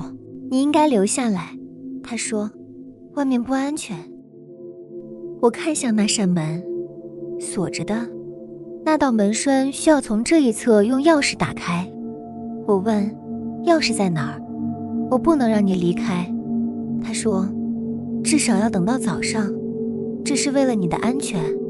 我又往后退了一步，手摸到了通往后方房间的门把，我一把推开门，走了进去。那里不是休息室，那是一个储藏空间，只有一颗灯泡发出昏暗的光，墙边排满了层架，而层架上全都是箱子，一个接一个，数量多到令人头皮发麻。每一个箱子上都贴着一个日期。我打开离我最近的那一箱，里面是一个皮夹，一只荧幕破裂的手机，一串车钥匙，还有一张驾照。照片上的是一名年轻女子，金色的头发，脸上带着笑容。我认得那张脸，她正是那些新闻报道里的人之一。我又打开了另一个箱子，里面的东西不一样，证件也不一样。那是一名中年男子。我立刻明白了，他从来不是在警告那些人，他是在带走他们。我听见身后传来脚步声，猛地转过身，他正站在门口，整个人堵住了出口。他们最后都会发现的，他说，但那时候已经太晚了，这里没有手机讯号，最近的城镇在40英里外，没有人会听见你尖叫。他的手里握着一样东西，一段绳索。我一步步往后退，背部撞上了货架，我的手无意间碰到了一颗沉重的物体，一把扳手，又旧又生锈，但结实。你不必这样，他说，乖乖配合，会轻松一点。他往前踏了一步，我挥了出去，扳手重重地击中他的侧脑，他踉跄着往旁边倒去，整个人撞上墙壁。我没有等着确认他是否倒下，立刻从他身旁冲过门口，跑回主店面。前门依然锁着。我抓起柜台旁的一张高脚椅，用力砸向玻璃窗，玻璃裂开了，但没有碎。我又砸了一下，再一下，身后传来动静，我听见他爬起来的声音，还有低声的咒骂。第3下挥击终于砸穿了玻璃，我用高脚椅把剩下的碎片敲掉，从破裂的窗框爬了出去。玻璃碎片割伤了我的手臂和腿，但我完全不在乎。我跌落在人行道上，立刻朝自己的车狂奔而去，钥匙还在我口袋里，手机也还放在我离开时的杯架上。我跳进车内，发动引擎。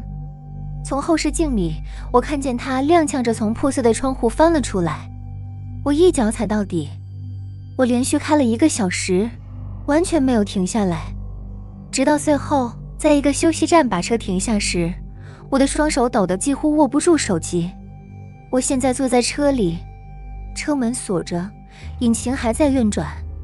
我已经拨了911，他们正派人前往那间加油站，他们要我留在原地，等警察来问我做笔录，我不停地查看后照镜。我一直以为下一秒就会看到有车灯出现在我后方。天快亮了，地平线上的天空开始泛起灰白色，我应该感到安心才对，但我没有。因为就在我爬出那扇窗户，冲向自己的车，回头看向加油站的那一刻，我透过破碎的玻璃看见了店内的监视器荧幕。画面里那道身影依然存在，仍然站在停车场里，但他不再站在我的车旁了。他站着的位置正好就是我刚才砸破窗户时所站的地方。我不知道他在那个监视器上播放的究竟是什么，我不知道那到底只是重复播放的影像，还是完全不同的东西。我也不知道他是不是编造了一切，只为了把人吓得留下来，还是那些谎言底下真的藏着某些真相。我唯一知道的是，我再也不会走这条高速公路了。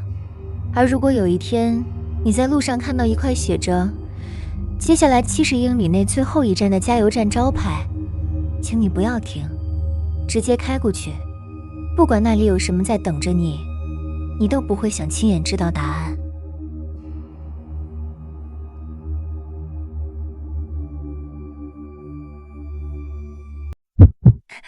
别关灯，故事还没说完。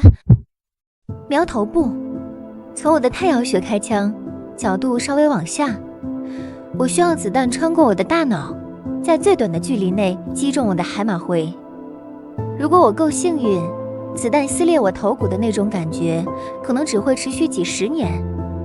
听起来再糟糕不过，但你其实是在帮我一个大忙，尽快让我因为头部中弹而死，远远好过另一个结局。我的煎熬是从今天早上10点15分开始的，到现在为止已经像过了车过1万年。我平常靠参加公药试验赚万块，是所谓的健康受试者，会服用实验药物来协助评估副作用。有一次是肾脏方面的药物，有几次是血压或胆固醇的药。今天早上他们跟我说，我吃的这个药是一种具有精神作用，用来加速大脑功能的物质。我之前测试过的那些药物，在娱乐性上从来没让我有任何感觉。换句话说，我试过的药从来没让我兴奋放松，什么效果都没有。也许我一直都被分在安慰剂组，但无论如何，没有任何药对我产生过影响。今天的药不一样，这东西真的有效。他们在10点15分给了我一颗药丸，叫我在候诊室等着，等会儿他们会叫我回去做一些测试，大概30分钟而已。研究助理这样对我说。我整个人摔进候诊室沙发，拿起茶几上的今日心理学，翻了几篇文章。看完了，他们还没叫我，我又拿起一本美国新闻，从头到尾读完。接着我又读了一本旧的《科学人》。他们到底在搞什么？为什么还不叫我？我迟缓地转头去看墙上的时钟，才上午10点23分。我居然在8分钟内读完那3本杂志。我记得当时心想，今天会是漫展的一天。事实证明我没错。等候室里有个小书架，上面放着一些二手的精装书。等我站起来要走向书架时，我感觉腿几乎动不了，不是无力，而是太慢了。光是从沙发上站起来就花了1整分钟，走2步到书架前又花了1分钟。我小视了书架上的旧书，挑出一本《白净记》。我的手臂跟腿一样有问题，手要往前伸1英尺去拿书，竟然花了好久。我甚至在等待手碰到书脊的时候都觉得无聊了。我拖住身体回到沙发上，以一种慢动作坠落般的姿态倒下，像是在看月球上太空人跳跃的低重力画面。我慢慢地打开《白净记》，开始阅读，从叫我以实玛丽开始，一直读到亚哈把他的烟斗丢进海里，都已经读到该死的第30章了，他们才叫我回去。研究助理问我，你现在感觉如何？我说，我觉得很慢。他回答，其实相反，你觉得一切都变慢，是因为你自己变快了。可我的腿，我的手臂，它们都是慢动作。你的身体看起来像是动得很慢，是因为你的大脑变快了。你的大脑现在的运转速度是正常的10倍，甚至20倍。你的思考和感知正在以加速的节奏进行，但你的身体仍然受限于生物力学的规律。他一边说，一边比出慢跑的动作。老实说，你现在的动作已经比一般人快很多了，但因为你的大脑快得太夸张，所以即使你走得很快，在你眼里也像慢动作。我想起自己在等候室以慢动作摔回沙发的场景，即使肌肉真的慢下来，身体受到重力影响的速度也不会变。可是，在等候室里，我连跌倒都像慢拍影片。单纯肌肉变慢，根本不能解释为什么连重力都像放缓了。是我的大脑在超光速运转。这就是为什么我能在15分钟内读完3本杂志，还把白垩纪的前30章看完。他们为我做了一系列测试，身体测试很好玩。他们让我抛3颗球、4颗球、6颗球，我毫不费力就能让6颗球在空中维持运动，因为在我眼里，他们全都动得超慢。老实说，反而是一直等球慢慢走完自己的轨迹，等我用慢动作的手去接住，再丢回空中，那才叫无聊。他们丢起几颗 Cheerio 麦片圈，我用筷子一个个夹住。他们撒了100硬币，我在他们落地前就算出了总金额。认知测试就没那么好玩了，但结果非常惊人。50字的寻字游戏3秒，一张巨大海报纸上画的迷宫2秒，以每秒10张速度播放的投影片，看完后回答每张的细节问题，我正确率95%。他们告诉我，我在 Canop 指标上测得超过250，显然那已经深到属于超人级思考速度的范围了。然后他们就让我回家了。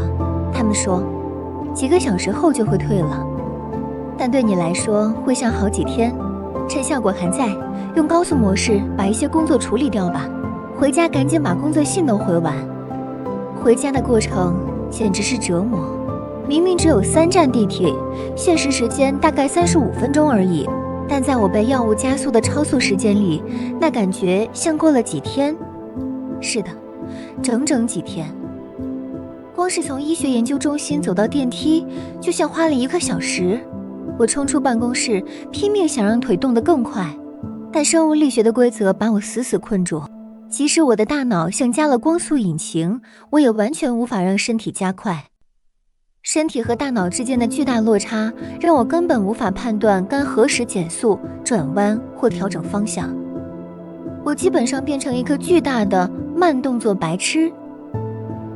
我错估自己的速度，一头撞上电梯按钮旁的墙壁。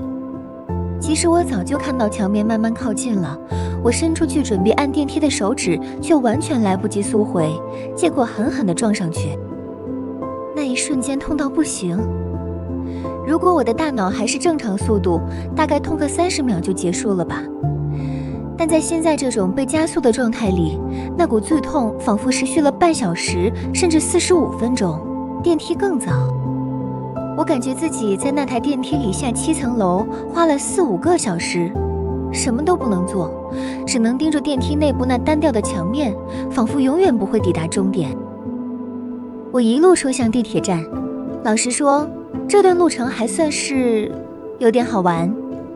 虽然在我看来，身体的动作像超慢镜头，但我依然能非常精准地选择脚步落点、手臂摆动的角度、身体转向的方式。大概走了1、2个街区，我就习惯了大脑比身体快上20几倍这件事。接着，我基本上是以冲刺舞的姿态一路挺进，扭身、闪步，在人群中穿梭，甚至以几英寸的差距避开行驶的车辆。在我的时间里，我花了大约1小时才走下地铁入口，跑到月台。然后就是无止境的煎熬，等那班还要6分钟才到的红线列车。月台上虽然比电梯里多一些东西可看，但依旧无聊到发疯。早知道就把那本《白鲸记》偷来了。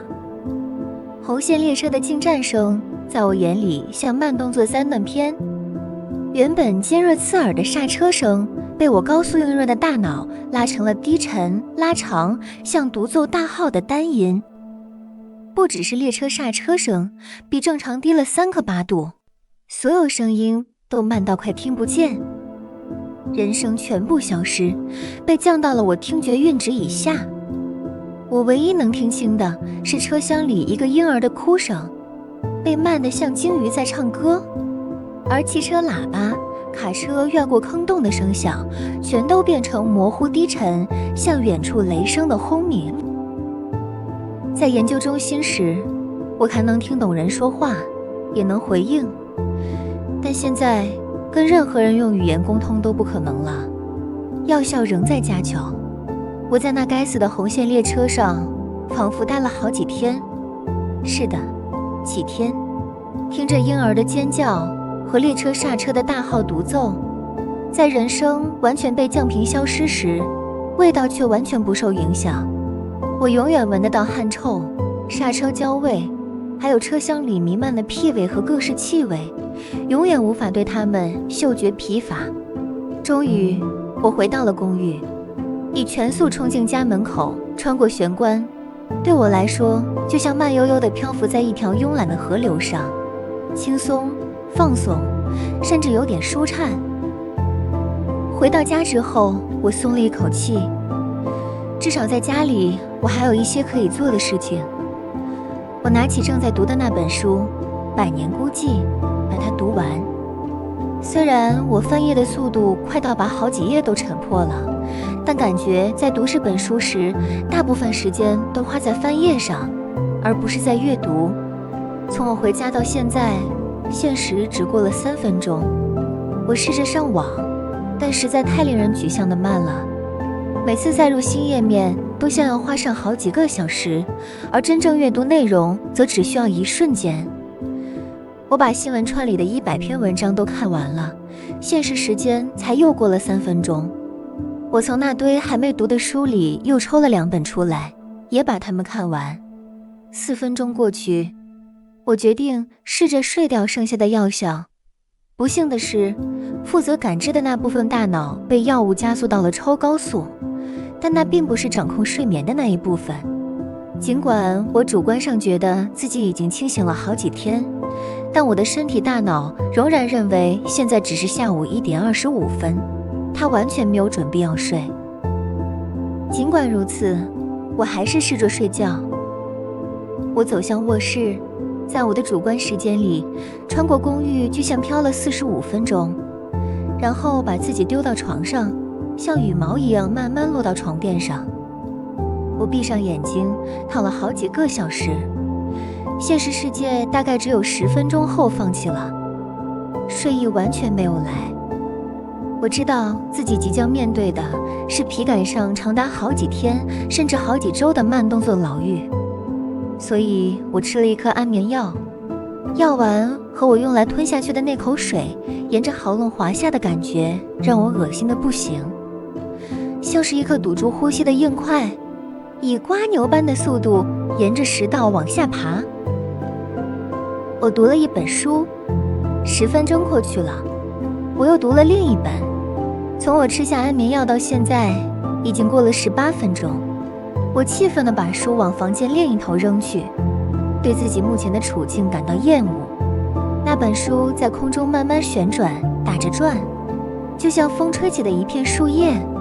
它撞上墙面时，发出一声又长又轻的闷响，那是我感觉好几个小时以来唯一听到的声音。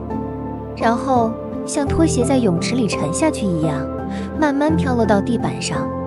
自从吃下安眠药之后，重力并没有改变，物理法则也一样，只是我对时间的感知已经完全失常。这意味着我可以利用物体看起来下落的速度来判断药效到什么程度。根据那本书落到地上的漫长时间，我判断药效还在持续加强。我读了一本杂志，我打开电视，我能清楚看到每一帧画面，就像在看逐格播放的幻灯片。感到挫折的我关掉了电视。我又继续读书，我读了丘吉尔英语民族史的前2册。说实话，那可不是轻松的读物，我根本不喜欢它。但如果要花好几个小时才能从书架上再去拿另一本书，那还不如坐在沙发上继续看丘吉尔的书比较好，或者说至少比较不糟。从吃下安眠药到现在已经35分钟，我躺在沙发上闭上眼睛，时间流逝，我吸了一口气，一个长达数小时的过程。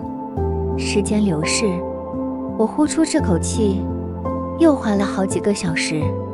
睡意根本不来。我需要一个新的计划。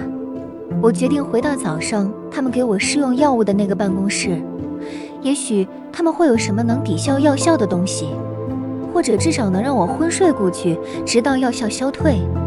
我尽可能快地离开我的公寓。以我现在的时间感知来说，这花了好几个小时。我甚至懒得锁门，那会花掉太多时间。跑下楼梯，穿过大厅，推开前门，踏上街道。光是这几件事就让我觉得仿佛做完一整天的工作。我在街上狂奔，在行人之间闪躲穿梭。对他们来说，我的动作看起来大概像是拥有超乎常人的反应速度。冲下捷运入口的第1段楼梯，穿过平台，又是1个小时，然后冲向第2段楼梯。就在那时，安眠药发作了。安眠药并没有让我感到想睡，完全没有。相反的，它肯定与我今天早上服下的实验性药物产生了强烈的交互反应。我正以慢动作的方式往下跳第2段楼梯，虽然很慢，但至少看在前进。然后，砰，一切都停住了。街道与捷运的低沉噪声突然消失，取而代之的是我这辈子听过最完美的寂静。我往下的动作像是被完全冻结住。在安眠药发作之前，我对时间的感知也许只是比真实速度慢了几百倍，但安眠药起作用之后，时间变成慢了上千倍，每一秒对我来说都像好几天。就连转动眼球，想把焦点放到另一个位置，都像是在视野中进行一次几乎不可能完成的超慢速拖动。整个下午，我学会了如何在大脑运转速度比身体快上数百倍的情况下行走、奔跑和跳远。但由于安眠药造成的另一个4到5个数量级的慢动作效果，对身体的控制几乎变得不可能。我在楼梯上摔倒了，即使我几乎像中途冻结般停在半步之中，要控制肌肉仍然不可能。我命令我的脚向前移动，花了好几个小时，又向后调整，花了好几个小时，生怕下一步踩空。调整脚踝角度，然后觉得不对，又重新调整，也花了数小时。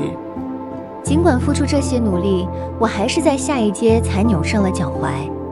慢动作根本没有减轻疼痛，弯曲脚踝的重量持续增加好几个小时。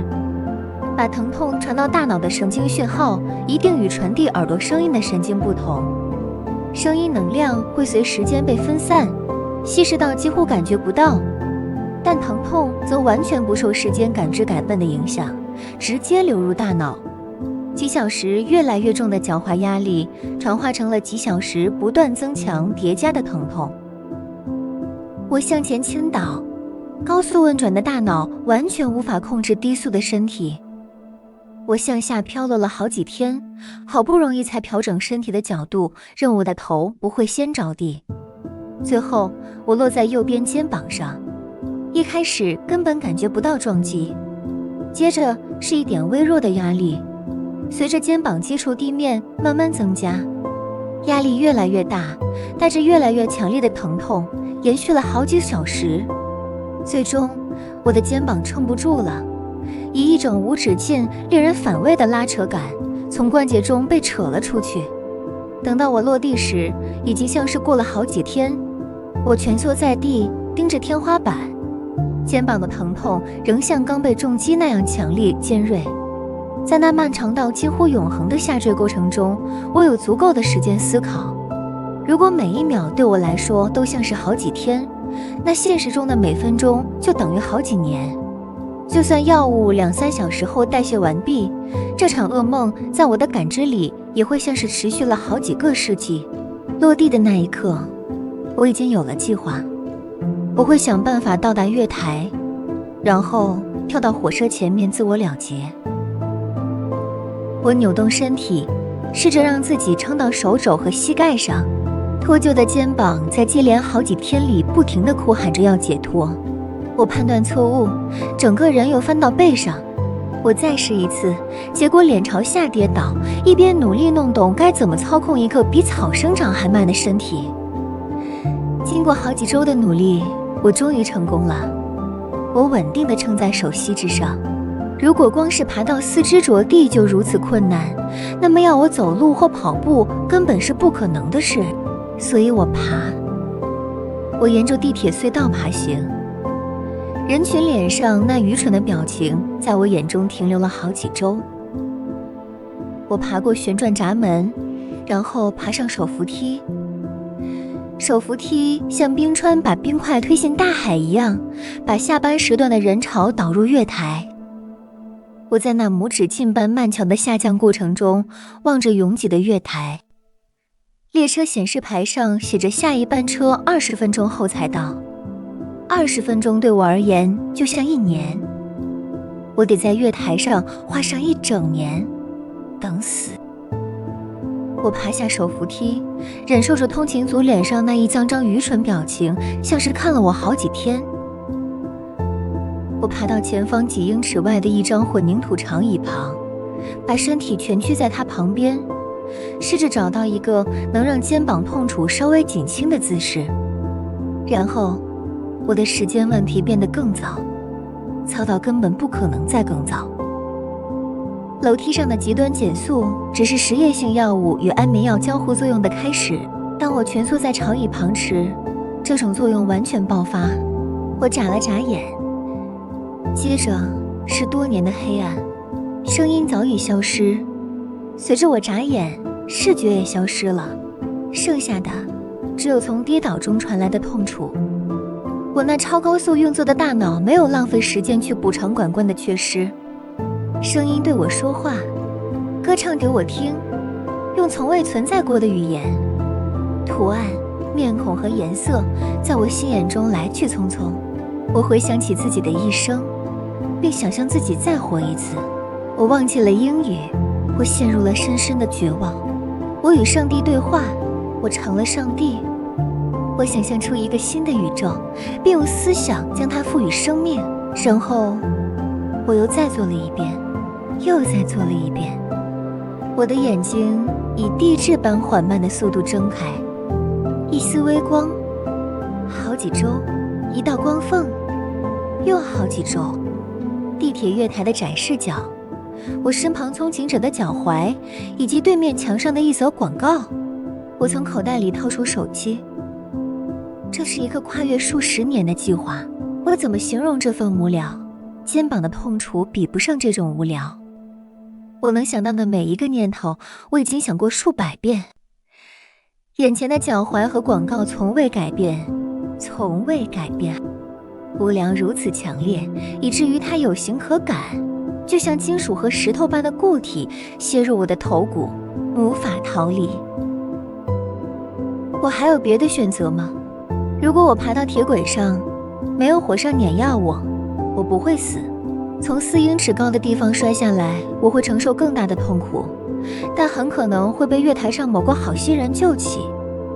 等火车最终到来时，我却无能为力。在这种情况下，我的痛苦将永无止境，所以我等待火车，然后纵身跃下。当火车最终撞上我时，我将承受被撕成碎片般的痛苦。这种痛苦将持续数个世纪，直到生命的光芒最终从我的大脑中消失。我的生命体验才结束。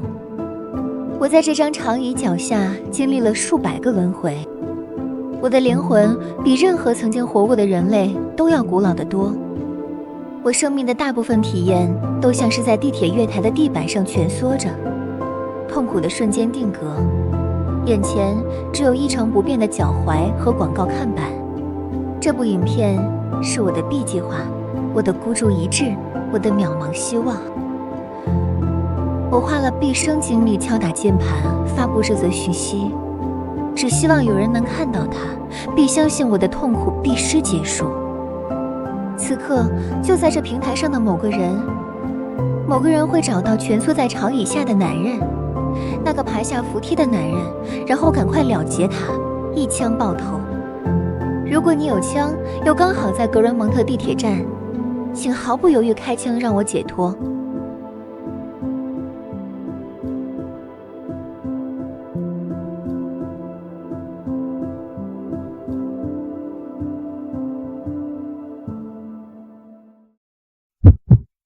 你真的一个人看完了吗？每天晚上，无论天气如何，总会有某个东西走过我们的街道，轻轻地吹着口哨。你只能在客厅或厨房里时听见它经过，而它总是在凌晨3点03分准时出现。声音一开始很微弱，大约从街道起点靠近卡森家那头传来。我们家在街道的中段，所以那口哨声会从我们这里经过，然后往死胡同的方向慢慢消失。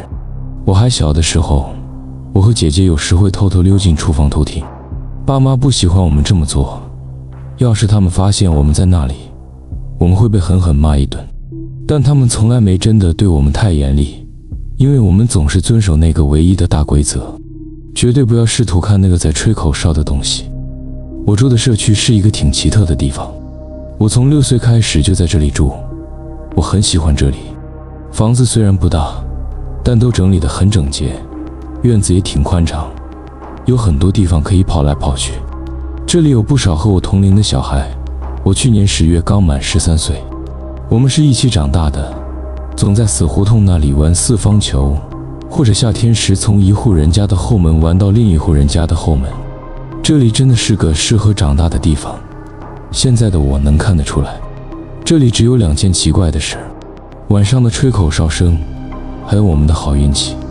那口哨声对我倒没造成什么困扰，就像我说的，我在自己房间里根本听不到。但爸爸妈妈不喜欢谈论那件事，所以我后来就不再多问了。我爸爸是个很强壮的人，又高又冷静，他有口音，因为小时候才从外地搬到美国。他的家人，也就是我的祖父母，是从那些岛上来的，他们都这么叫那个地方。爸爸唯一会失去冷静的时候，就是说到那个吹口哨的东西时。那时候他的语速会变快，眼神也变得敏锐。他会叫我们别想太多，并且一定要记得那条唯一的规则，那条大规则：当吹口哨的东西经过时，千万不要往窗外看。不过就算我们想看，也根本看不到，因为你看，我们每扇窗户内侧都装有百叶遮板，是那种从上往下拉的厚重帆布，拉到底后会扣在窗框底部的卡榫上，每个卡榫上甚至还有一把小锁，大概就像日记本上那种大小的锁。我爸每天晚上我们上床前，都会一一把那些遮板锁好，然后把钥匙带进他房间。我妈我不太知道她对那口哨声是什么想法。我曾经在凌晨3点03分口哨声刚响时，看见她一个人坐在客厅里，只要我把房门偷偷开一条小缝，就能看到她。她并不是常常在那里，至少我没怎么撞见过，但我想她1个月会有那么1、2次，会坐在我们那张大红色沙发上，静静地听着吹口哨的东西。每天晚上的旋律都一样，那曲子听起来很欢快。还记得我说过我们这社区有2个奇怪的地方吗？除了晚上的吹口哨声，还有一件事，就是我们这附近的人运气都特别好。这很难解释，而且我爸也不太让我们讨论这件事。但这里的人总会碰上好事，就像好运气会自己找上门来一样。大多是一些小事，比如赢了电台抽奖，工作上意外升迁，或者在自家院子里挖到几枚真正的印第安箭头，你懂的，那种真的古董。这里天气总是很好，也没什么犯罪，大家的花园到了秋天还特别灿烂。我妈常说，住在这里就像是拥有100万个小小的祝福。但我们之所以会搬来这里，并且一直留下来，最主要的原因是我妹妹诺拉，她一出生就很虚弱，是肺部出了什么问题，我们甚至不能把她带回家，只能在医院探望她。我还记得她那时候好小，比其他新生儿还小，她靠机器呼吸才能活下去。我们搬到这间房子是为了靠近那家医院，可一搬来这里，诺拉就开始慢慢好起来了。医生也说不出原因，只能把她的好转归功于他们的治疗。但我们都看得出来，他们其实很困惑。不过爸妈知道，就连我也知道，诺拉的康复是我们住在这社区所带来的众多小奇迹之一。所以，即使后来我们知道了，在这里每发生一件微小的奇迹，有时也会伴随着一些坏事发生，我们还是选择留下。但那些坏事，只有当你试图看那个吹口哨的人时，才会发生。你知道的，我们这社区有一个迎新委员会，每当有新住户搬来，他们就会带着通心粉焗烤、礼品篮，还有一个牛皮纸资料夹出现。他们非常热情，我们7年前搬来时，就有4个人上门拜访。他们闲话家常，还给了我一条视力夹，轮流抱着诺拉。那是他出院后的第1个礼拜，他们格外小心翼翼。然后委员会请求和我爸妈私下谈谈，于是我被赶回房间，但我还是偷偷听见了几乎全部内容。迎新委员会告诉爸妈，这社区非常不错，真的非常，甚至难以形容的好。接着他们又说到了那件更难解释的事儿。每天凌晨3点03分开始，3点05分准时结束的吹口哨声。这些新邻居警告我爸妈，那口哨声很微弱，不会伤人，不会害人，只要你不去寻找那发出声音的东西。这一点他们特别强调。当时我紧贴着房门努力偷听，他们说，凡是去看过那吹口哨东西的人，他们的好运都会开始变调，有时甚至下场悲惨，就像有一片黑云会笼罩在那人身上，任何可能出错的事都会出错。那个牛皮纸资料夹里放着各种报纸简报，讲的是车祸、人生崩毁、公共场合的死亡，还有种种离奇的意外。不是每个人都会死，我听到那位委员会的领头人对我爸说，但他们的生命会消失，就算还活着，也像是没有灵魂了，整个人再也没光没气息了。我妈没当回事，她不断问这是不是对新住户开的玩笑。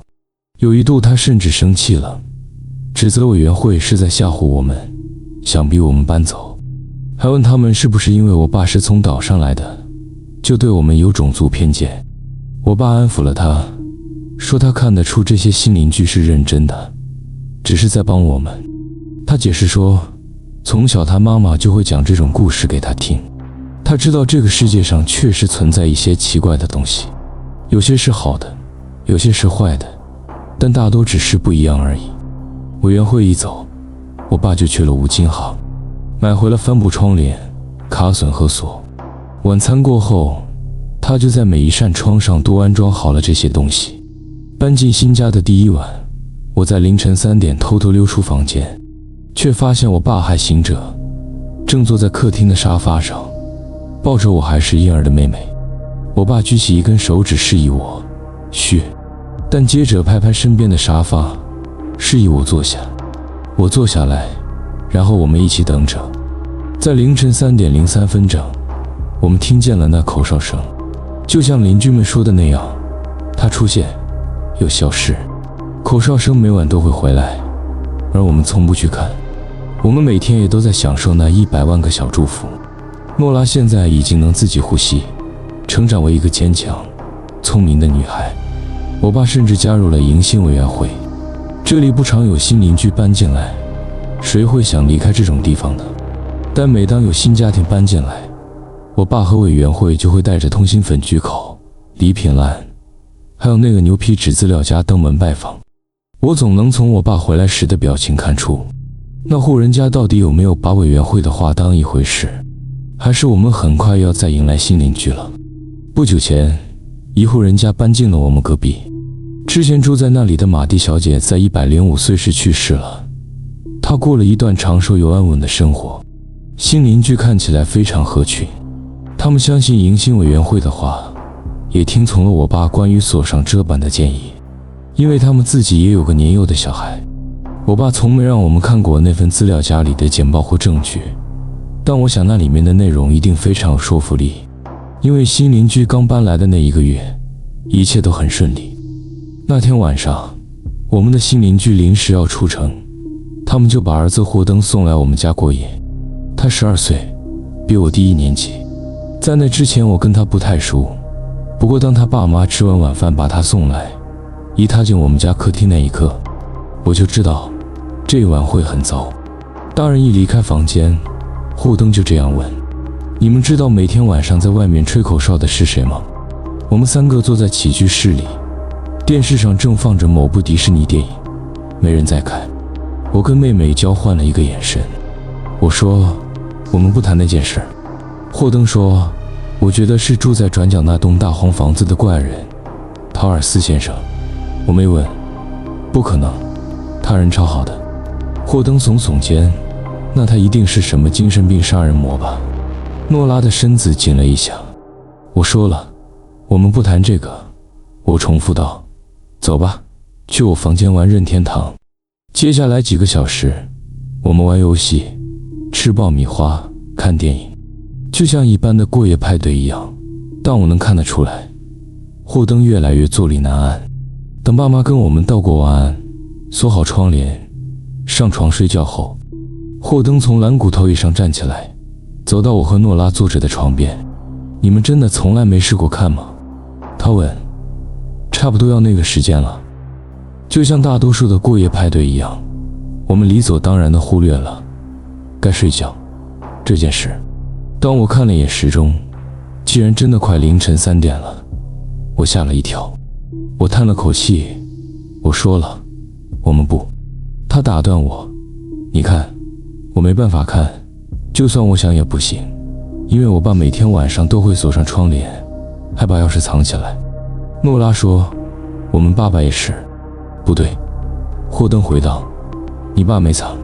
我有点不耐地说，你有看到他锁窗帘啊？霍登咧嘴笑了，对啊，你爸是有锁窗帘没错，但他没藏钥匙，他就放在平常的钥匙圈上。那又怎样？我问。但我其实已经隐约猜到他接下来会说什么了，因为我也注意到了，爸爸这些年来早就不再藏钥匙，因为他知道我们很认真遵守规矩。霍登说，语气带着炫耀，所以呢，就在你爸锁完窗，但你爸妈还没上床睡的时候，我去了一趟厕所，在路上我可能偷瞄了一眼他们房间，可能看到你爸的钥匙圈就放在床头柜上，然后我也可能顺手把那把窗帘钥匙给接走了。我和诺拉瞪着他看，而他脸上的笑容越来越得意。我说，你在骗人。霍登耸肩，不信你自己去看啊，把你爸妈房门打开看一眼，就会看到他钥匙圈就在床头柜上。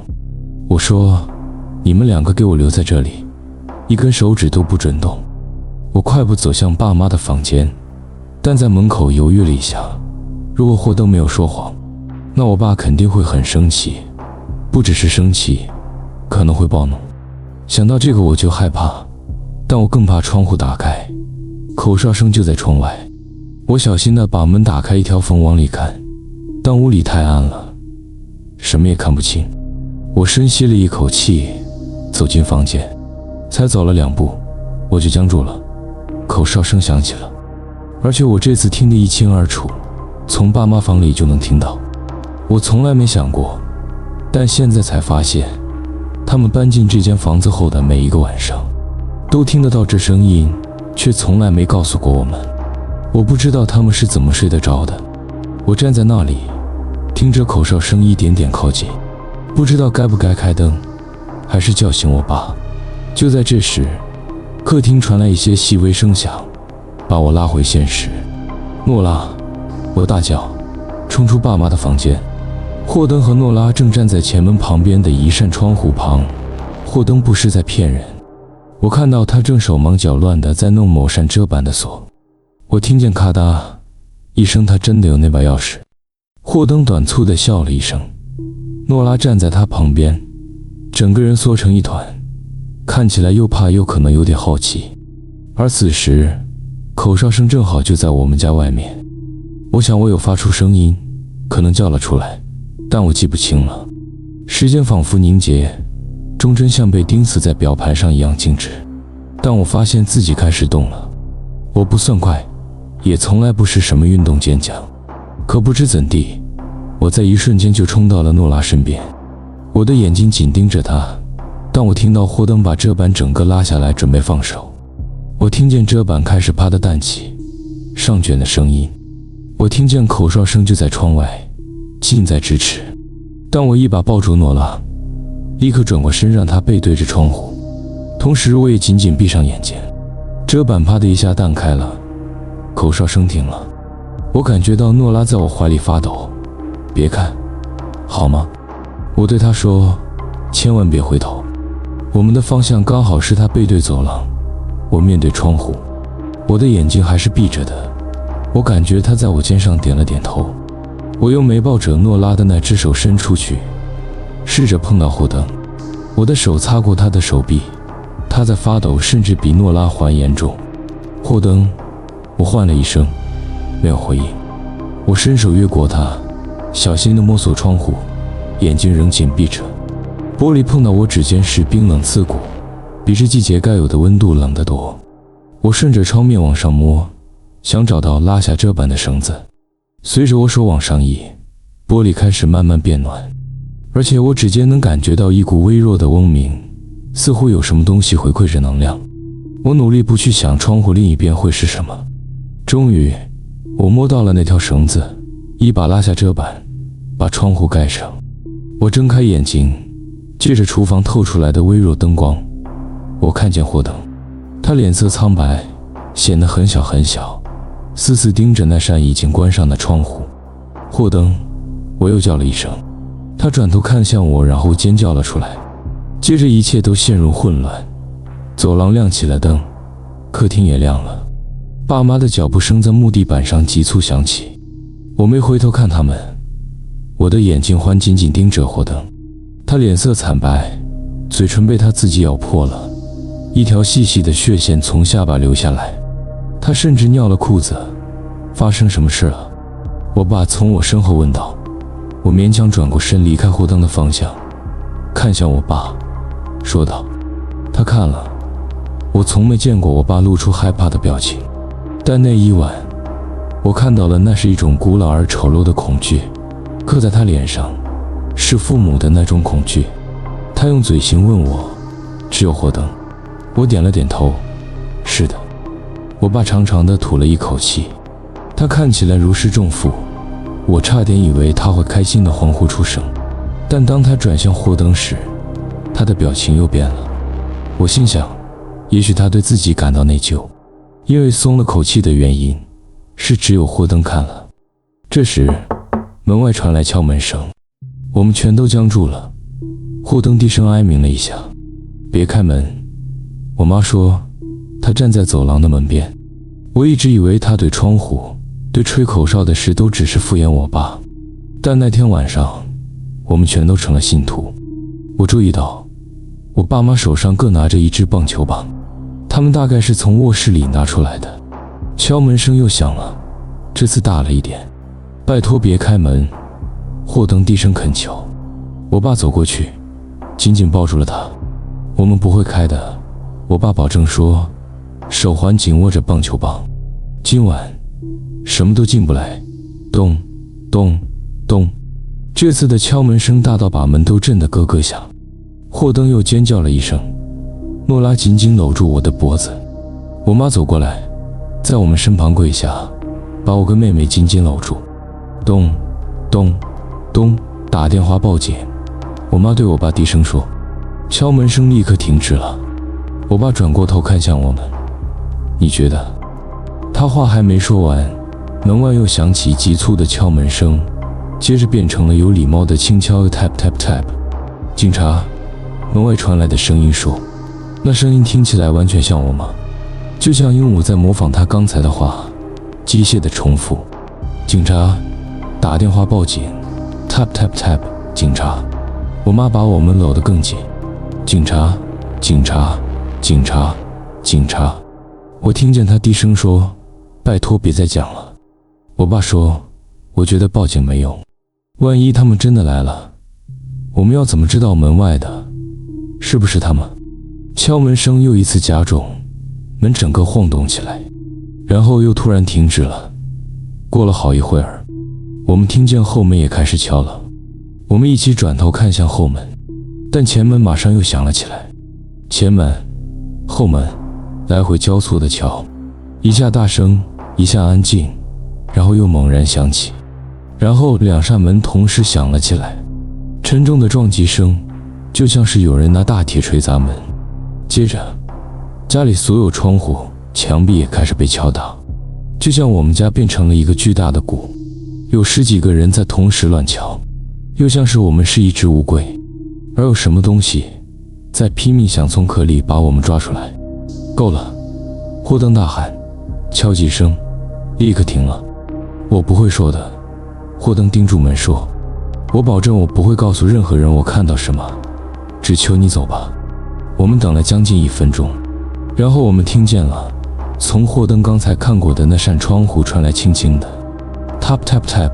霍登开始哭了，像是个看着绞刑架在牢外搭起来的囚犯，崩溃的啜泣。我爸抱住他，轻抚他的头发，但他没有对他撒谎，从来没说过会没事的。那扇窗户的敲击声持续了整整1夜。我们挤在客厅里，不知道过了多久。后来我妈试着把我们带进我房间，我爸则留在客厅看着门。但我们一进房间，猛烈的敲门声又开始了，大得让人无法忽视。我真的怕门会撑不住。我们又回到客厅，敲门声才停下来，只剩下那扇窗户持续传来的轻敲声。那晚我们谁都没睡，到了早上7点左右，敲击才停下来。这里的日出差不多就是这时候。我们又等了2个小时，才让我爸去把其中一扇窗的窗帘拉开。他让我们先全部回到他和我妈的房间。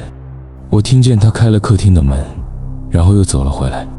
他告诉我们，好了，结束了。霍登的父母大约在午餐时间回来了。我爸妈把霍登送回家，他们全都进了屋里，待了好一阵子。我和诺拉从窗户看着。那天他整个人黏在我身边，时不时还拉着我的手。爸妈回来时脸色很沉重，但无论我们怎么问，他们都不肯说和霍登一家谈了什么。那天是星期天，于是我们一家人就待在一起，叫了披萨，看了几部电影。那晚大家都睡在我房间里，诺拉和妈妈睡在我床上，爸爸坐在他拖来的一张椅子上。那晚没有任何敲门声，之后的每一个晚上也都平静无声。接下来那一周，我们几乎没再见到霍登或他的爸妈。但到了星期四，他们家车道上就出现了一辆搬家卡车。那天下午放学后，我和诺拉坐在窗边，看着他们一家人把整个家打包完毕。我最难忘的是霍登一家3口脸上的神情，都那么疲惫、灰白，嘴角紧绷，眼神里一点光都没有。即使隔着一条街，我都能感觉到他们身上有什么坏掉了。太阳下山前，他们就搬走了。我记得我们刚搬来时，那个迎新委员会对我爸妈说过的话，不是每个看见吹口哨者的人都会死，但那些活下来的人，他们的光也会被夺走。往后的日子只剩下一连串的微小悲剧。我想霍登的父母一定也看了，也许是因为不相信，所以想安慰他，又或者是相信了，于是选择与他分担那份负担。有时我会看着诺拉，看着她快乐、年轻而鲜活的样子，然后不禁想，如果那天晚上我再慢一点，如果他真的啃了窗外，我会不会也去啃？为了安慰他，为了分担那份代价，我很庆幸我不需要知道答案。我们仍然住在那栋房子里，住在那个社区里。每天晚上，我们依然听见那个吹口哨的人走过。我们拥有的祝福、好运，还有种种美好实在太过珍贵，让我们无法离开。但我们变得更加谨慎了，我们不再邀朋友过夜。而我爸爸现在把百叶窗的钥匙藏得非常非常好。当然，我也从来没想过要去找他。有些东西真的不需要去看。呼吸声之外，是谁还没离开？成瘾一点一点地带走了我们的母亲，轻轻摇着她，低声哼唱，哄她沉沉睡去，深深陷进床垫里。当她后排的牙齿一颗颗掉落时，她把它们留在浴缸边。我那时7岁，把那些牙齿收进一个火柴盒里，将她遗失的碎片妥善保存，仿佛只要这样，它就不会永远消失。也许有一天，我们还能把它重新拼凑起来。房子在我们周围逐渐崩塌，我们只能尽力自己把自己养大。天花板被水侵蚀，楼梯底部早已腐朽。冬天来临时，暖气片会渗出带着锈味的水，但那依然是我们的家。而安妮让它成了一个真正的家。我的姐姐安妮像母亲一样照顾我，用贴歪的 OK 绷覆盖我擦伤的膝盖，用微温的微波餐填饱我们的肚子。她会讲鬼故事给我听，也不介意我因为害怕而钻进她的被窝，陪我一起睡。她教我跳舞，赤着脚踩在客厅的地毯上，把电视的音乐频道开到最大，在身体还没完全长成之前就跟着节奏摇摆。她总是让我先洗澡，好让我用上热水，从不抱怨自己只能将就冷水。每天上学前，她都会替我梳头，就算我因为她拉到打结的地方而尖叫，挥拳打她，她也没有停下来。安妮和她的父亲一样，有着深色的头发，不管那个父亲究竟是谁，而我是金发。安妮也渴望成为金发，像玛丽莲·梦露，像妈妈。我想她以为那样能让他们更靠近一些，让妈妈少想起她的父亲。只要能再一次感觉到她的手在我头发间穿梭，就算会痛，我也愿意付出任何代价。我18岁那年，安妮搬去了纽约，从此再也没有回来。我到现在仍然会梦见她。要跟上母亲的脚步是不可能的。我们很小就学会了一件事，我们永远会被她抛在后头。这并没有因此变得比较容易。当她喝得不那么凶的时候，她整个人会发光。她会在凌晨3点把我们叫醒，煎一碟松饼，上面淋满樱桃糖浆，甜得发亮。有时候天气刚刚好，而她也厌倦了一个人醉着，她就会打电话到学校，说我们2个都得了夏季病，然后开车载我们直奔海边。我记得9岁那年，在某次海边回家的路上，我坐在车子的后座，吸着手指上的盐味。安妮那天刚把头发染成金色，是她最好的朋友珍帮她弯着腰，在我们家的厨房水槽前染的。从后照镜看过去，我分不清谁是母亲，谁是女儿。收音机开得很大，车窗全开，风把整片天空吹进车里。但当她喝得很重的时候，她会整夜不回家，头发高高盘起，像选美皇后一样，眼神空洞，眼周一圈亮粉和黑色晕染。有时候她会消失1-2天。她从不提前告诉我们，某天早上醒来，家里就空无一人，但冰箱却被塞得满满的。门上贴着一张便利贴，上面有一道母亲口红抹出的吻痕轮廓，写着她很快就会回来。有时她会把男人带回家，餐桌上堆满啤酒罐和烟灰缸，烟雾一路升到天花板，母亲迷失在那片雾气里。我们会用枕头压住耳朵睡觉，试图隔绝他们一路放到凌晨的音乐声。到了早上醒来，厨房桌边坐着陌生人，一边揉着眼睛，一边问我们咖啡放在哪里。当妈妈喝得太少时，她反而整个人崩溃了。她不去买食物，冰箱像墙上张开的一个空洞。她一根接一根的抽烟，在楼梯旁的墙纸上留下烟烫的焦痕，仿佛墙壁本身也生病，正在腐烂。她几乎不睡觉，眼下挂着青蓝色的半月，指节粗糙破皮，哪怕是一点小事都能让她失控尖叫。我记得有一次，我不小心把一杯果汁打翻在沙发上，她转头看着我，眼神死寂，接着把我拖到地毯上，然后把沙发上的每一个坐垫全都搬到后院，一个不剩的点火烧掉。安妮站在窗边看了一会儿，之后走过来坐在我身旁，我们背靠着只剩骨架的沙发座椅，她把头靠在我锁骨凹陷的地方。而当妈妈喝得太多时，才是最可怕的。她会对任何事情笑得太大声、太久，直到嘴角开始颤抖，接着在早餐桌前对着自己的麦片哭起来。每当妈妈变成这样，安妮就会关上自己，躲进内心最深处，去一个没有人能伤害她的地方。她会一直熬到天亮，看着电视里那些黑白老电影，把早已背熟的台词一行行低声念出来，像是在祷告。我5岁的时候，只要看到妈妈昏倒在床上，总叫都不醒，我就会哭，以为她再也不会醒来。安妮会替我擦掉眼泪，告诉我她只是睡着了，就像童话书里的公主一样。我们会一起坐在妈妈的床边，等她醒来。后来我们长大了，变成我一次又一次把妈妈从浴室地板上扶起来，而安妮则负责把她安置回床上，替她把头发从脸上拨开，擦掉嘴般的呕吐物。如果她失禁了，就帮她换衣服。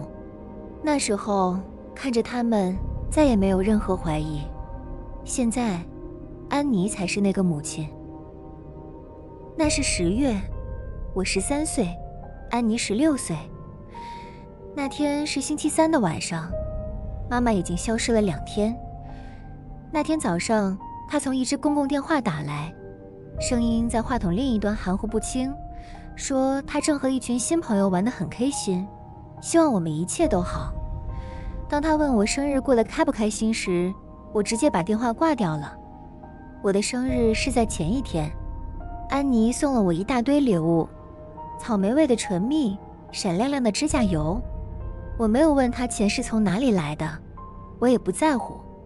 我们和珍一起搭公车去了海边，吃了她亲手替我做的生日蛋糕，细沙混进糖霜里，那味道又甜又带着海的咸味。我细细品尝，每一口，每一次糖粒刮过牙齿的触感都不放过。我们看着太阳慢慢沉下海面，安妮用她那只破旧的诺基亚拍着颗粒粗糙的照片。我一边吹熄蜡烛，一遍又一遍地许愿，希望妈妈不要回来，希望这一次她就这样消失不见。但那个星期3的夜晚，我和安妮没有说话，愤怒沉甸甸地悬在我们之间，渗进地板的缝隙里。一切是从她在楼梯底部绊倒开始的。我们2个都笑了，安妮仰头大笑，门牙之间的缝隙在灯光下闪了一下。当我弯下腰想把她拉起来时，闻到了她的气息，温热地贴在我脸颊的雀斑上。我松开了她的手，她又倒了下去，撞在地板上，仍然笑着，把头发从脸前甩开。她的呼吸里满是威士忌的味道。我不能开始连她也一起捡起来，不能看着她一次又一次的跌倒，就像妈妈一样。我知道她一旦倒下，就再也不会自己站起来了。我低头看着她，金色的头发垂落在她的眼前，而我眼里看到的全都是我们的母亲。下一秒，我转身就跑，脚步重重砸在走廊上，像失控的心跳。我冲进厨房，把家里所有的酒瓶一瓶一瓶倒进水槽。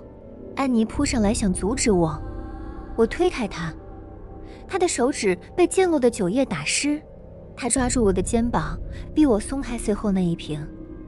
酒瓶在我们之间摔碎在地上，玻璃碎片闪闪发亮，像是我们把天上的星星拖了下来，又亲手把它们摔得粉碎。那些再也拼不回去的东西。透过敞开的窗户，外头的天空变成了淡淡的金色，云层像粉红与奶油被胡乱抹在地平线上。我就在那时哭了，看着安妮跪在地上，一片一片地捡起碎玻璃。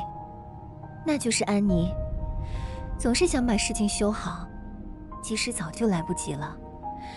食物的气味把我从房间里拉了出来，我的胃在肋骨底下背叛了我。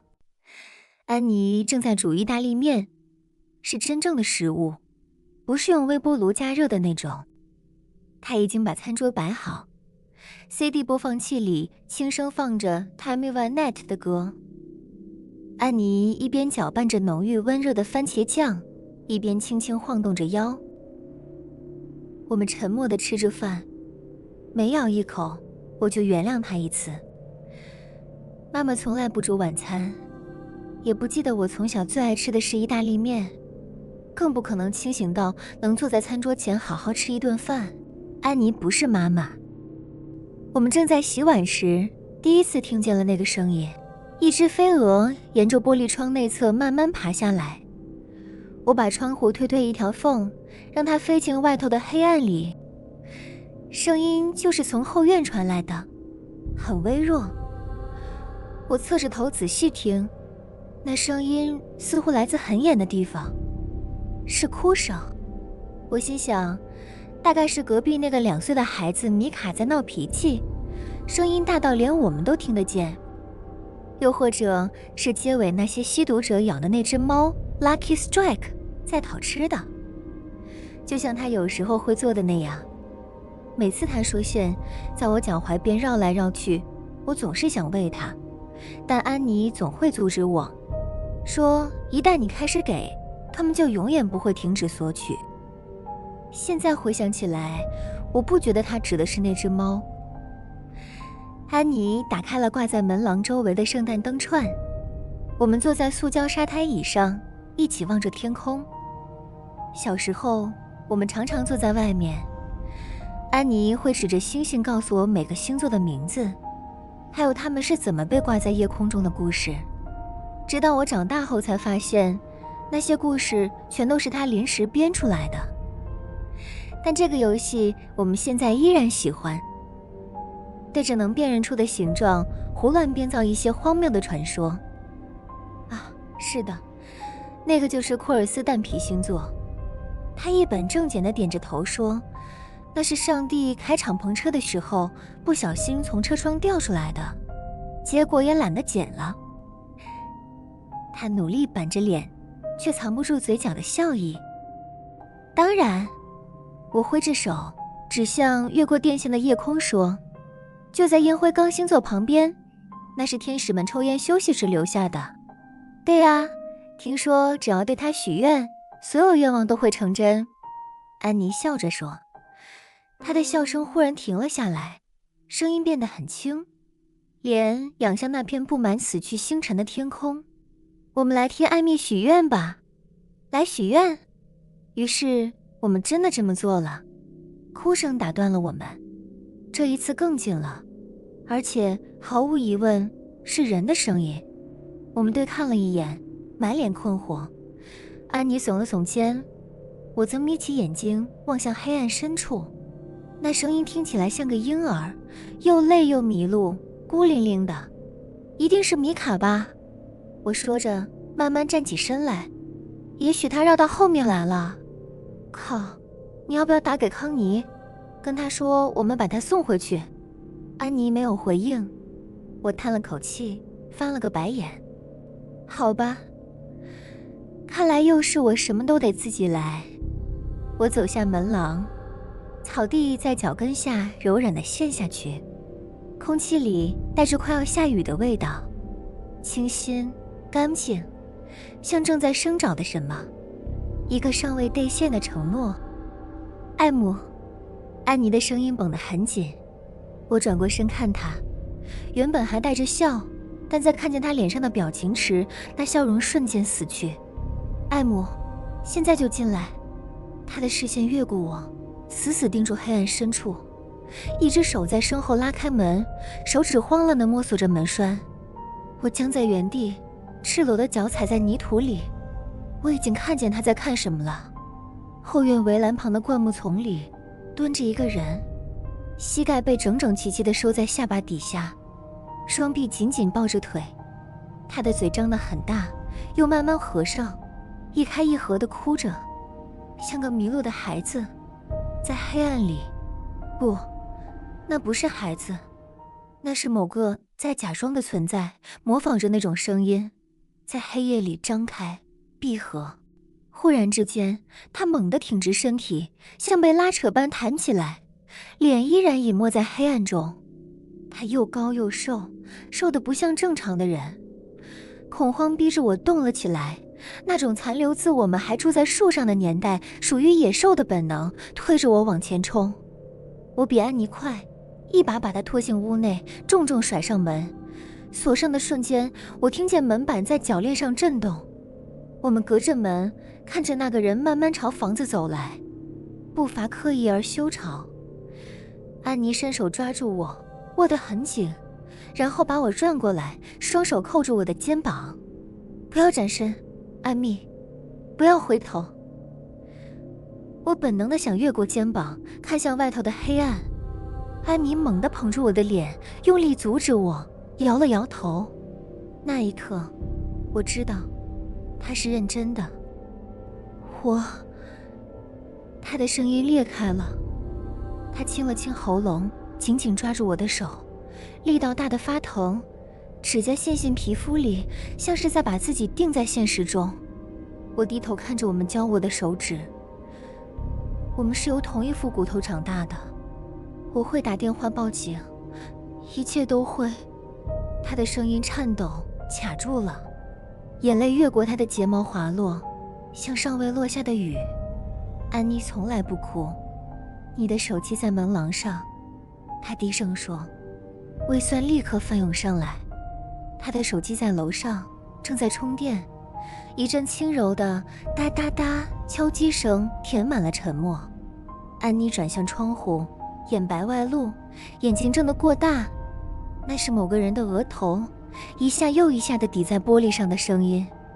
节奏开始加快，越来越快，越来越重。皮肤撞上玻璃，直到猛力撞击，震得整片窗格颤抖。敲击忽然停了。我正要问安妮我现在能不能看，她却尖叫起来，随即传来玻璃碎裂的声音和至今为止最重的一声撞击。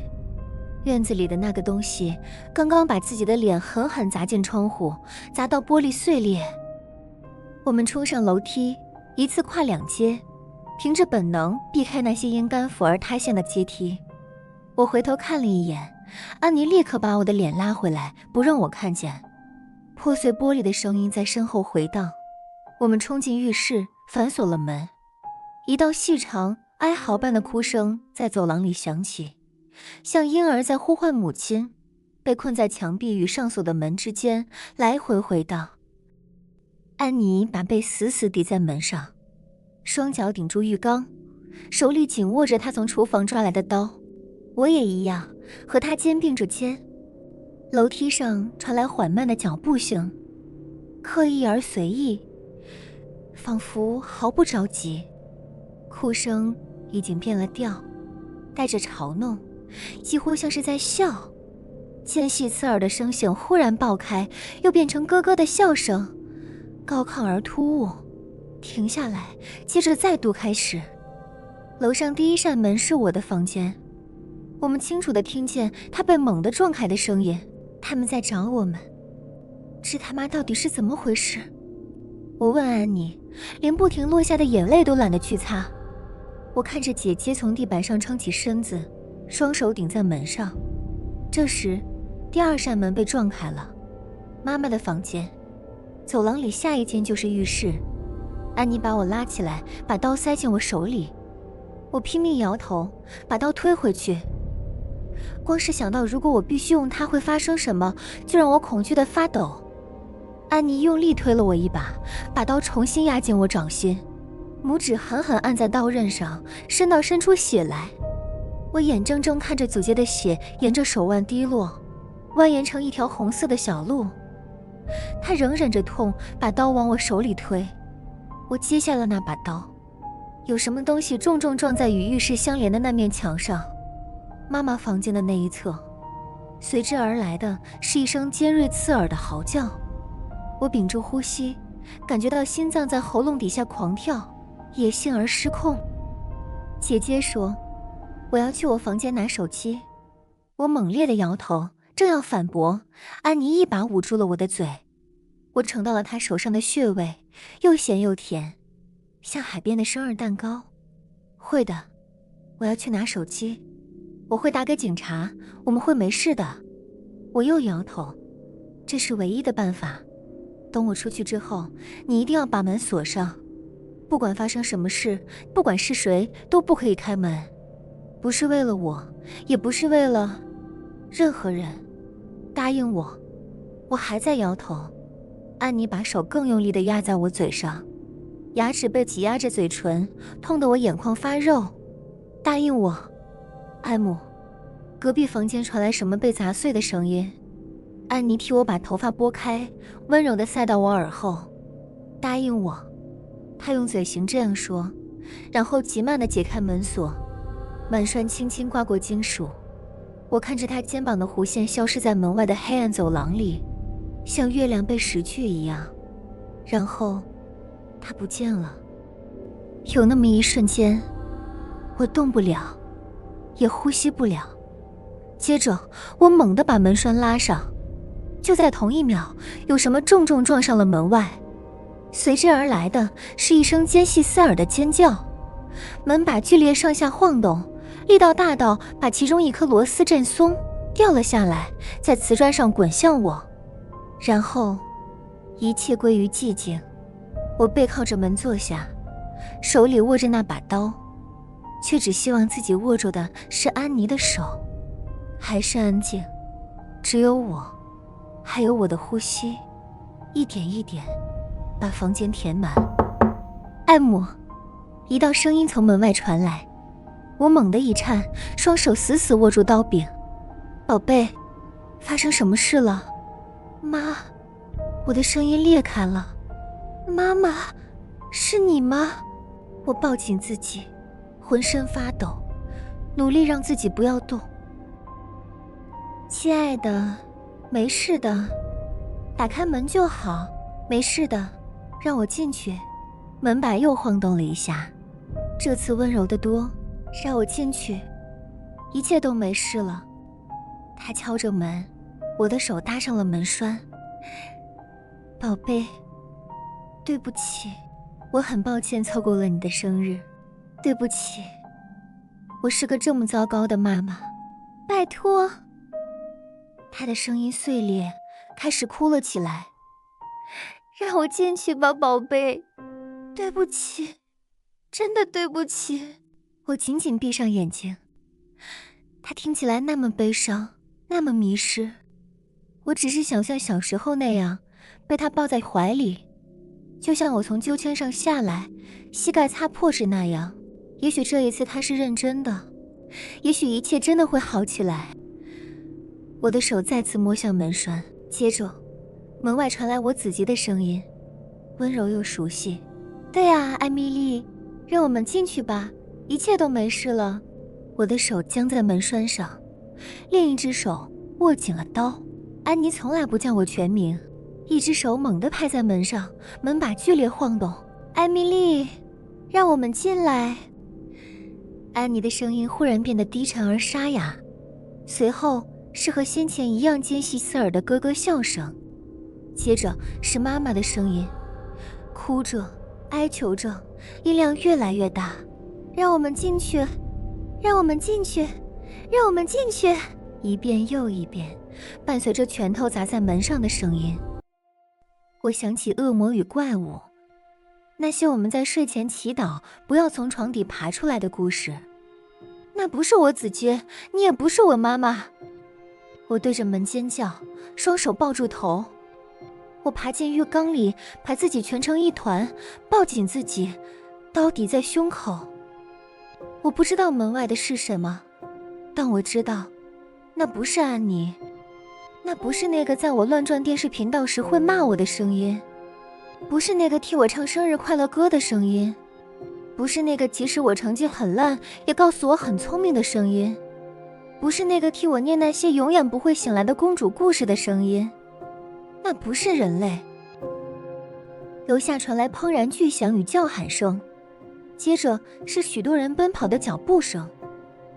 一道低沉喉音般的嚎叫撕裂了整栋房子，声音灌满房间，我几乎要被淹没其中。然后门被踹开了，我尖叫着捂住眼睛，等着死亡降临。有人抱住了我，把我从浴缸里抱起来，带离那个房间。被抱下楼时，我看见门外侧上面满是长长的抓痕，一道一道拖到地板，像是被利爪刮过。走廊里铺满被撕碎的枕头，柔软的羽绒覆满地面，仿佛屋内下了雪。那些羽毛缓缓飘落，穿着制服的男人逐一检查每个房间，而那些房间看起来都像被某种野性的东西彻底撕碎。屋外的车道上停着警车与救护车，所有混乱的中心是安妮。蓝红色的灯光一波一波掠过她的身影，她在黑暗中被照亮，像一颗霓虹色的天使，脸庞发着光。我从警察的肩上挣脱，朝他奔去，把我们两个紧紧抱在一起。破碎的我们，所有碎片都在，站在那片我们曾经编造过名字的星空下。救护车里传来柔弱而断续的尖叫，车身偶尔晃动。安妮轻轻把我的头转开，她的笑那么悲伤，让我的胸口一阵刺痛。我懂了，后来才知道根本没有什么恶魔，没有野兽，也没有坏人闯进来，只有妈妈被酒精、药物以及一切介于其中的东西彻底吞噬，连续狂饮了一整个星期，神智早已崩溃。他的脑袋里有什么终于断裂了，而这一次不管我们有多努力，都再也无法把它拼回来。有些人会最后一次跌倒，而这一次再也站不起来了。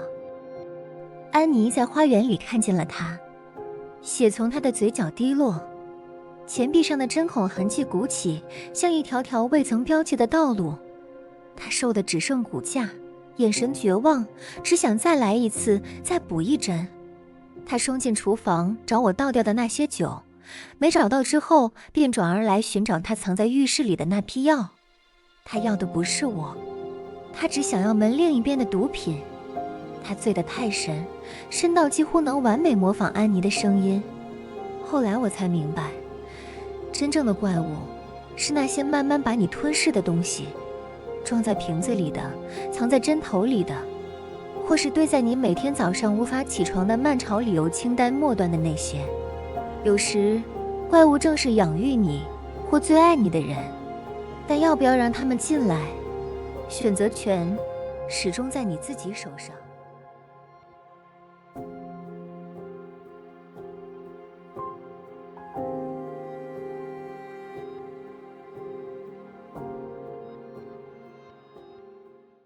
鬼故事结束了，但恐惧才正要开始。3年前，我在网络上浏览本地的求职广告时，有一则广告吸引了我的注意，并不是因为他写了什么，而是因为他写的太少了。依我印象，那则广告上只写着工作机会，薪水优渥，无任何福利，需严格保密，接着只附了一个电子邮件地址，就这样而已。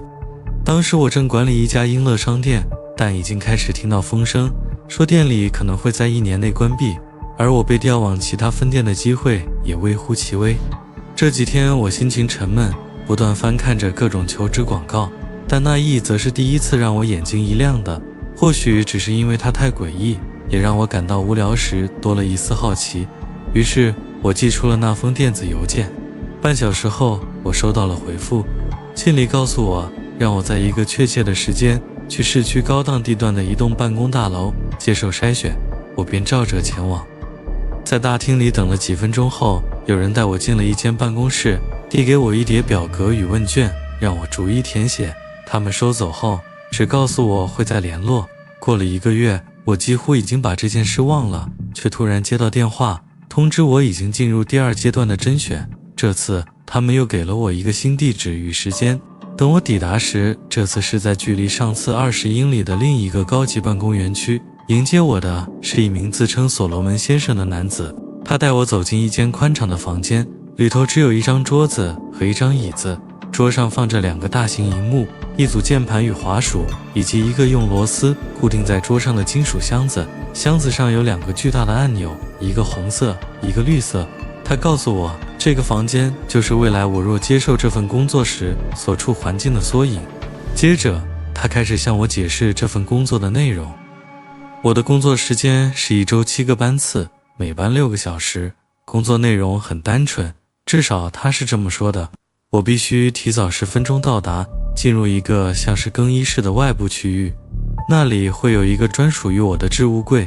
我需要把所有随身物品锁进柜子，并换上配发的工作服。在任何情况下，我都不得把任何私人物品带进监控室。同样的，在任何情况下，我也不得将任何东西从监控室带出来。至于在监控室里的工作内容，他告诉我，左边的荧幕会全天候播放来自某个偏远地点的高清摄影机即时画面，而我的工作就是看着荧幕。每小时1次，我需要使用右边荧幕所连接的电脑，输入一段简短的记录，描述在这1小时内有没有发生什么值得注意的事情。我不会有任何笔、纸或者其他书写工具，而且我被严格告知，绝对不要尝试以任何形式做额外的纸本笔记。至于那2个红色与绿色按钮，红色按钮只在紧急情况下使用，也就是说，如果监控画面上或是在我所在的工作室里出现需要外部支援的状况，才可以按下它。绿色按钮则是在我在监控画面中看到某些特别值得注意的事情时使用。按下它会通知某个地方的其他人，表示我认为出现了某些有趣的状况。所罗门特别强调，虽然是否按下绿色按钮由我自行判断，但最好只在出现真正具重大意义的情况下才去触发。他接着指向房间天花板上的摄影机，说真正的工作室也会一模一样，我的一举一动都会被监看，而且也有人会透过监控画面同时观察着我。他说，我的存在只是一种备援，万一其他系统失效时，才需要我这个人力补上。说到这里，他露出一抹带着嘲讽的笑容，问我是否知道备援这个词的真正含义。我点了点头，努力不让自己显得不耐烦。其实我并不擅长和人交谈，所以有时候别人会觉得我笨，但没关系，只要他给我的薪水够高，就算他这么想也无妨。薪水的确很高，每小时35美元，这反而让我感到不安。我脑子里已经在想，这8成是什么心理实验，或者是某种政府的秘密工作。老实说，那对我来说没什么问题，但单纯只是坐着看荧幕就能领这么多钱。我妈以前常告诉我，如果一件事好的不像真的，那就很可能不是真的，而眼前这份工作确实好得令人难以置信。于是我问她，这份工作会涉及违法的事情吗？所罗门笑了起来，说不会。我又问，会不会有人因此受伤？他摇了摇头，再次否认。他说，之所以开出这么高的薪水，是因为他们需要员工保持专业，并且懂得保密。他们所做的事情很重要，但基于某些原因不能被外界讨论。如果我要接受这份工作，就必须签署文件，保证永远不会泄露在这里做过的任何事，否则我可能会被起诉，甚至被关进监狱。我之所以现在敢说出这些，只是因为后来发生的事情彻底改变了一切。所以我最后还是接受了这份工作，因为他们要我立即开始上班，我只能毫无预警地辞掉音乐商店的工作。虽然对此感到有些内疚，但同时我也对新工作充满了兴奋，毕竟薪水那么高，而且看起来只是有点无聊，却算得上是轻松的工作。心里虽然紧张，总觉得这其中还藏着什么，但我安慰自己，就先做做看吧。若只是自己胡思乱想而错失这么好的机会，那才真是傻。他们给了我真正的工作地点。当我到达时，我惊讶地发现，那地方几乎和示范给我看的模型房间一模一样，只是有几处差异。进入监控室之前，确实要先经过一个更衣室。真正的监控室里还附带了一间小厕所，房间角落里有一台饮水机，但因为我不能携带任何东西进去，所以每次只能在上班前或下班后吃饭。当然，最大的差别就是荧幕已经开启了，右边的荧幕就像电影里那种黑白终端机，只能输入日志，没有网络，也没其他功能。而左边的荧幕则是，荧幕上的画面来自一个房间，你大概会称它是卧室吧，因为里面有张床，但其实摆了更多东西，一台电视，一张沙发和几张椅子，几张桌子，以及大片空旷的空间。摄影机应该安装在房间角落的高处，所以几乎能看清楚整个房间，只除了家具靠墙的那一侧。不过一开始我根本没注意到那些家具，因为我只看到她看起来比我年长一点，长得很漂亮。第一次看到她时，她正侧躺在沙发上，那是房间里最远离摄影机的位置，但画质清晰的惊人，我一眼就能看出她在睡觉。我情不自禁地凑近荧幕，好让自己看得更清楚，但随即意识到自己的举动，心里涌上一股尴尬，那感觉就像是在偷窥她一样。我妈以前总称这种人叫色眯眯的窥视狂。我不想成为那种窥视狂，但我也不想因为多想而显得愚蠢。于是我告诉自己要慢慢冷静下来思考，这份工作不错啊，我又没有做错什么，对吧？我没有伤害任何人，荧幕里的女人看起来一切正常，房间也算舒适，或许她是自愿的，这不过是某种实验罢了，应该是我反应过度了。于是我坐到椅子上开始工作，没过多久我就渐渐明白了更多事。那个女人，我心里给她取了个名字，叫她瑞秋，并不是自愿待在那里的。我从没看过她被打或受伤，但显而易见的是，她从未真正离开过那个房间。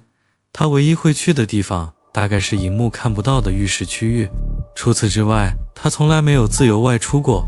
而且每隔一段时间，通常在我值班的某一周里会发生一两次，有些穿着奇怪服装的男人和女人会走进房间把她带走。有时她会挣扎，但大多时候她只是低着头默默地被带走。不过他们总是会把她带回来，只是偶尔在我值班的时间里，她没有被带回来的那些时候，对我来说都是最煎熬的。我会一整晚挂心，直到隔天上班，看到她又回到房间里，不是看电视就是在画画，我才松口气。她看起来从没受过伤，甚至除了被带走时的那一刻之外，几乎也没有显得太沮丧。即使偶尔反抗，那些人对她也算温和，但我心里很清楚，事情绝对不对劲。我开始考虑辞职，或者干脆按下红色按钮，让人过来处理，好让我能得到一些解释，甚至想过直接报警，把我看到的监控画面交给警方。然而我害怕失去这份工作，也害怕如果我辞职或揭发，他们会对我做什么。当初接受这份工作时，所罗门就再三提醒过，所谓的保密意味着不准提问。他保证我不会被要求做超过当初告诉我的事，但同样的，我永远不能对工作内容提出疑问，也不能泄露我在这里看到的一切。于是我开始替自己找借口，这一切只是一场实验，也许他精神有问题或生了病，而他们正在试着帮助他。或许他跟我一样，只是在工作。就算他真的被囚禁在某个地方，至少我还能看着他，确保他没有出事。我告诉自己，如果有一天他们真的想伤害他，或者我看出他确实一点也不愿意待在那里，到时候我就能去寻求帮助。某种程度上，我是在守护他，因为我的存在能让他少一点风险。我并不指望你会相信这些借口，事实上，就连我自己现在回头想，也根本不觉得这些理由有任何说服力。但至少替自己辩护一点，当事情真的出现变化时，我没有视而不见，也没有再自我欺骗。我很清楚，那时候必须有所行动。瑞秋几乎每天都会花上1-2个小时在画画，而这总是发生在我下午值班的时候。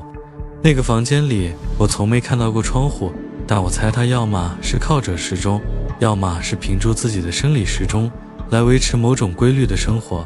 我很喜欢看她画画，虽然她的画布总是背对着摄影机，让我看不到她到底在画什么，但我能清楚地看见她专注时的脸。她画画时总是显得平静而快乐，偶尔在画出满意的细节时，还会露出淡淡的微笑。看到她那样的表情，总能让我一天的心情变得轻松许多。真正让我察觉不对劲是在几周前，她开始比往常更频繁地作画，她的神情不再那么安详，反而变得专注、严肃，甚至带着一股紧绷的气息。起初我以为她只是想更努力完成某幅作品，甚至心里还想着要是能开口就劝她别太在意就好了，反正每隔几周那些人都会进来把旧的画作收走，顺便带来一叠新的。我想那词叫做画布，但那并不只是专注而已，那里面有些异样。他不再快乐，神情里带着压力与急切，每次一画就是好几个小时不停歇。短短3天内他就完成了4幅画。我看着他，心里越来越担忧。当他完成第4幅画时，我甚至忍不住对着荧幕开口，劝他停下来休息一下。虽然他听不见，但我已经习惯了对着荧幕说话，把那当作是一种和他的交流。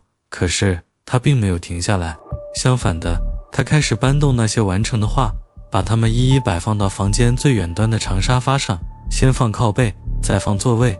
那是我第一次有机会看见他真正画了些什么，因为过去每次那些人来收走画作时，画布总是背对着摄影机，让我什么都看不见。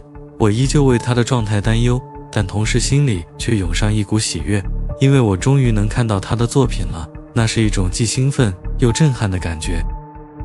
那些画太美了，第1幅是一片翠绿的森林，第2幅是一口古老的石井，第3幅是一栋孤立在小岛上的房子，最后1幅则是一间老式的电影院。每一幅都像是从梦里取出的景象，色彩在画面中延伸交织，宛如风中翻飞的落叶。直到我凑近仔细看，才发现那些线条并不是随意的色彩，那是文字。如果不仔细观察，几乎完全不会察觉，单看其中的字词也似乎没什么特别，只像是画面里飘过的一道幻影，隐约模糊，几乎要被整幅画的氛围吞没。我把身子凑向荧幕，眯起眼努力辨认那些字，心跳忽然砰砰加速，像是撞击在胸腔里。我不停眨眼，揉着眼睛，再次盯住画面，然后我把那些字一个接一个读了出来，从左到右，上面2幅，再到下面2幅，再到下面2幅。请帮我，汤马斯。我整个人猛地往后靠，下意识捂住嘴巴，脑袋一片混乱，我完全不知道该怎么办。我无法理解这一切是怎么发生的，这已经不只是他在求救这么单纯的事了，虽然那本身就足以让我心惊胆战，我还是很恐惧，他怎么知道我的名字？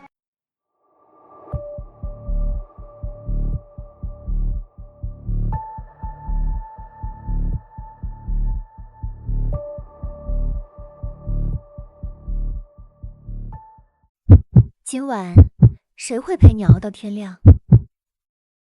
正式承认吧，我已经是个老头了。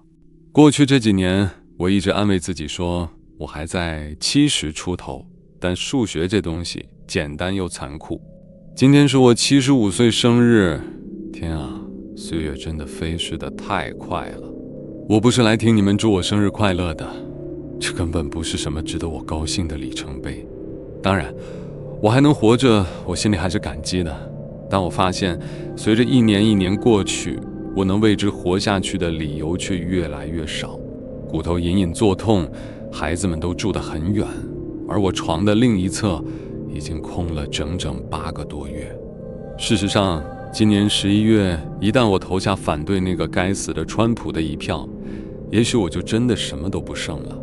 所以拜托你们省省那些生日快乐和恭喜的话吧。我会出现在这里，是因为我有一个故事要告诉你们。而且这是我从未对任何人说过的故事。以前我总以为自己把它藏在心里，是因为它太荒谬了，或者是因为根本不会有人相信。但我渐渐发现，人越老，欺骗自己就越让人筋疲力尽。老实说，我之所以从来没把这个故事告诉任何人，是因为它几乎把我吓得半死。不过，死亡如今看起来比以前友善多了，所以仔细听好。那是1950年，地点在缅因州的一个小郡。那年我9岁，身形比同龄孩子还要瘦小。放眼整个世界，能称得上朋友的只有一个。结果他们家不知怎么想的，突然决定搬到2000英里外去。那个夏天注定会成为我人生中最糟的一个。我爸不在身边，而我妈是个家务狂，这个词还是我自己想出来的。当时我可得意了，所以我一点也不想待在家里。犹豫了一下之后，我决定把那个夏天耗在公共图书馆里。图书馆的藏书少得可怜，尤其是给孩子看的书更是寥寥无几。但在那栋寒酸的小建筑里，不会有做不完的家务，不会有不停碎念的老妈，最重要的是，也不会有其他孩子，那些我理应去交际的对象。整个镇上大概只有我这种社交地位低到不行的小孩，才会把宝贵的暑假耗在书架之间自怨自艾，而我对此毫不在意。夏天的前半段甚至比我原本想象的还要糟。我每天睡到10点，做完家务，然后骑着我的脚踏车去图书馆。所谓脚踏车，其实就是一块生锈的废铁，硬是装了2个轮子。到了那里，我的时间一半用来不小心惹恼那些年迈的读者，另一半则是刻意去烦他们。有一次，一位看起来很和善的老太太终于受不了我不停发出的弹舌声，突然打断我，压低声音对我嘶吼了一句：“他妈的，给我闭嘴！”那是我人生中第一次听到大人说出那个 F 字。现在想想也没什么了不起的，但在那个年代，这种话可是闻所未闻的。阴郁的日子一天天过去，拖成了令人心碎的几个星期。我甚至开始祈祷学校能快点开学，直到我发现了那个地下室。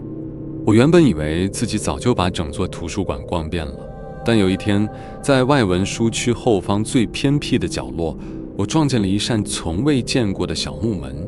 所有事情都是从那里开始的。那扇门没有窗户，是橡木做的，看起来比镶嵌它的那面墙还要古老得多。门把是黑色金属的，外观简直古老到吓人。如果有人告诉我它是17世纪打造的，我一点也不会怀疑。门把上还刻着一个图案，看起来像是一个单独的脚印。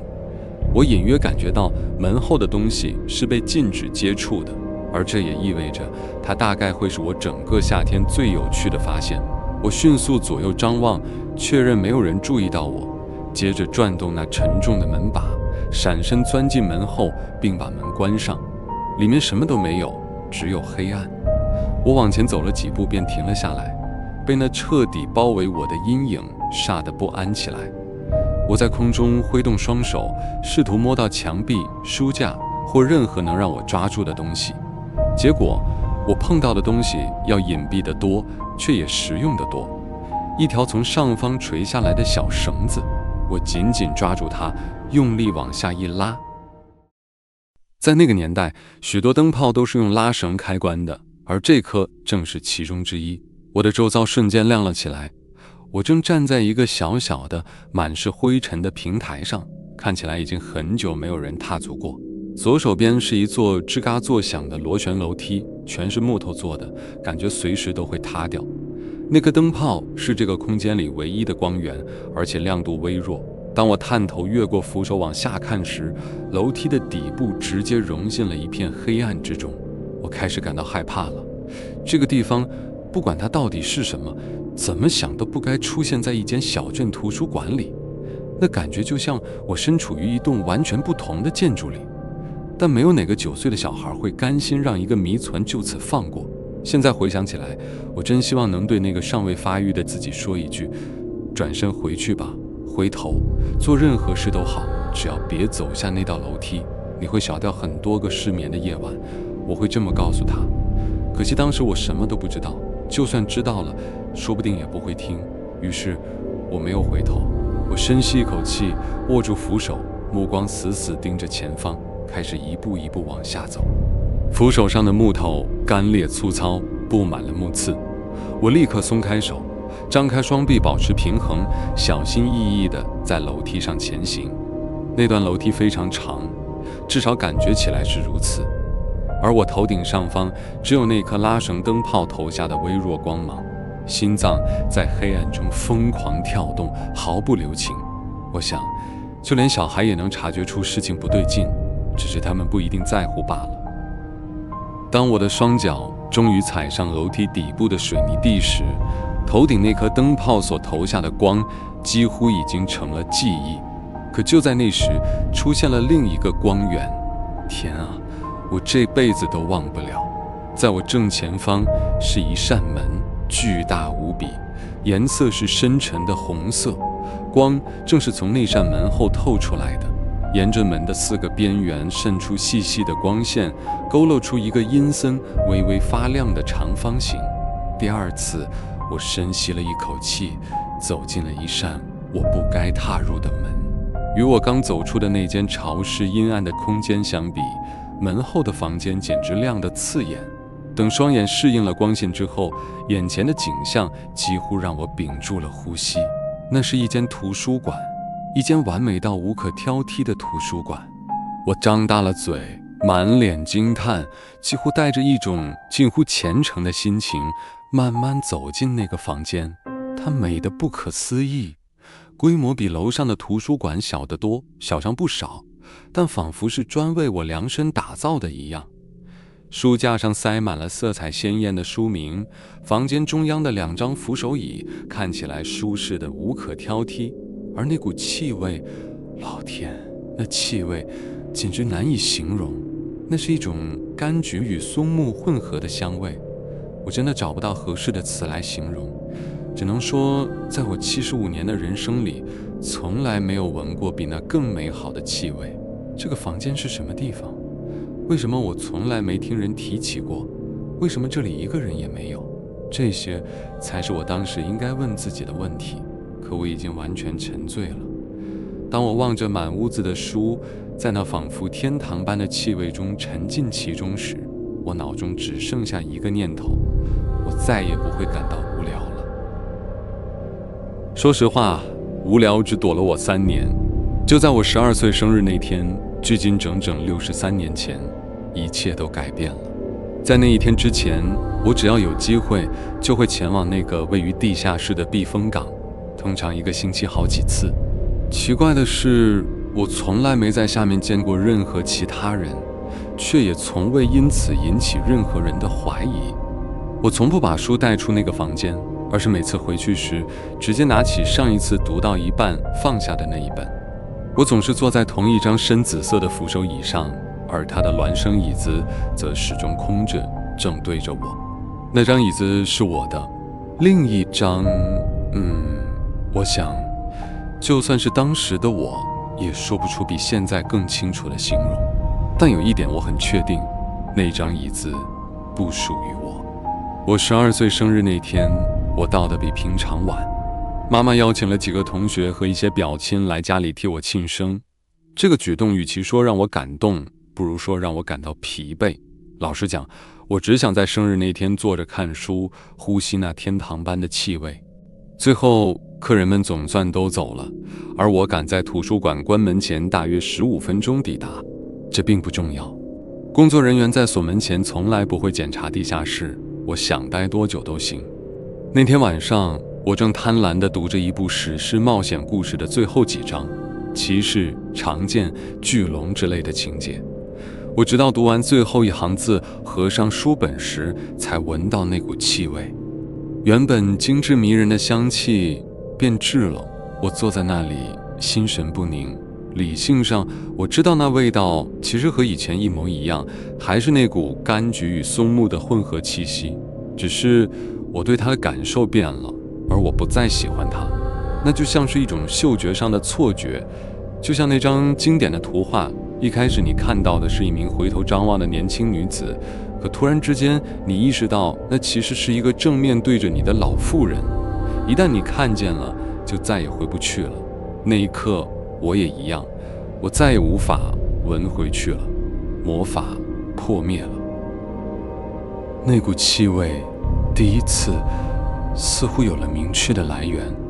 我怀着不小的恐惧，在房间里四处游走，像有发狂的狗一样嗅着空气，直到我走到后方的一个书架前。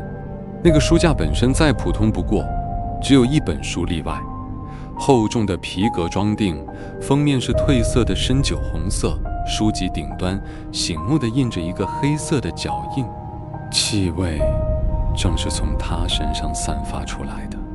我打开封面，在第一页顶端看见了一行用血红色墨水工整写下的句子：把你的悲伤放下吧，朋友，让他们留在原地。我被那句话迷住了，目光死死盯着它，一边慢慢退回我的椅子。我翻了一页，空白，气味变得更浓了。再翻一页，依然空白，味道又更重了一些。我停下脚步，强忍住反胃的感觉，继续往前走。接着，当我靠近那2张扶手椅时，我翻开了最后一页，在同样阴森的字迹下，我看见了我这辈子最不可能看到的东西，我的名字。我松手，书本掉落在地，我转身就朝门口狂奔。可当视线重新对准前方时，心脏瞬间窜到喉咙口，我硬生生停住了脚步。那张空着的椅子不再是空的了，一名年迈的男子坐在那里，身穿西装，双腿交叠，用锐利的灰色眼睛打量着我，嘴角挂着一抹淡淡的笑意。这一切太超过了，我双膝一软，跪倒在地，把胃里的东西全吐在了地毯上。我抹了抹嘴，低头盯着那贪凹吐物。这时，我听见男人轻轻笑了一声。我难以置信地看着他，声音颤抖地问：“你是谁？”男人立刻站起身，轻柔地抓住我的肩膀，把我扶回我的椅子上。他自己也重新坐回那张椅子。看来我们的开始不太顺利，他说着，瞥了一眼地毯上的锐物，那个味道确实需要一点时间适应。你是谁？我再次问道。今晚你将遭遇前所未有的苦难，他说道。我以朋友的身份前来，为你提供庇护，让你避开它，也避开未来所有将要降临的风暴。那一刻，我只想立刻离开，但我却仍旧坐在椅子上。我问他这些话到底是什么意思。你母亲已经死了，孩子，是他亲手做的，在他自家的厨房里，场面相当骇人，我必须承认。他语气哀伤地说着，可我分明看见他眼底闪过一丝近乎玩味的光。你一定不想走上那条路，我可以带你走一条更安全的路。他口中描绘的恐怖画面让我的血液瞬间冰冷，但我不相信他。你到底想对我做什么？我质问道，努力让自己的声音听起来比内心更镇定。他笑了起来，那是一声苍老沙哑的笑声，仿佛震动了他全身的骨头。除了你的友谊，什么都不想要，亲爱的孩子，他说。接着察觉我对这个回答并不满意，他又补充道，我希望你能和我一起踏上一段旅程。我的工作是高尚的，而你会是一个出色的学徒。或许等我完成一切之后，他疲惫地叹了口气，用那瘦骨嶙峋的手指抚过稀疏的白发。也许到那时，我的工作就能交给你了。我站起身，慢慢朝门口挪动，视线却始终没有离开他。你疯了，我对他说，我妈没有死。她没有，如果你非要亲眼确认，那就去吧。他说着朝门口示意。我回敬了他一个充满鄙夷的眼神，随即冲向出口。就在我的手握上门把的瞬间，他轻声叫了我的名字。不知为何，我还是转过了身。你的路不会好走，朋友。如果哪一天你真的撑不下去了，我是说任何时候。他停顿了一下，伸手环视整个房间。你知道该到哪里找我。我猛地把门甩上，两阶两阶地冲上那座腐朽的楼梯。我冲出图书馆，翻身上了脚踏车，拼命往家里骑去。前门大敞着，我跳下车，任由脚踏车倒在地上，满心戒备地靠近房子。那个老人一定是在说谎，一定是。可即便如此，眼泪还是刺痛了我的眼眶，心脏狂跳着。我走进屋里，呼唤母亲，却没有得到回应。于是我转身走进了厨房。直到今天，我仍然不知道他为什么要那样做。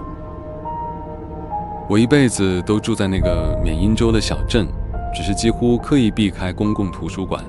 有一次，在我20多岁，将近30岁的时候，我鼓起勇气走了进去。那段时间，我的人生过得不错，恐惧也逐渐变成一种若有似无的好奇。可当年那扇通往地下避难所的小门所在的位置，只剩下一面光秃秃的墙。我问图书馆员，那个地下室后来怎么了？尽管我心里早就知道答案，他告诉我，这里根本没有地下室，从来就没有。事实上，如果他没记错的话，市区的分区法规甚至明文禁止在这一带兴建地下室。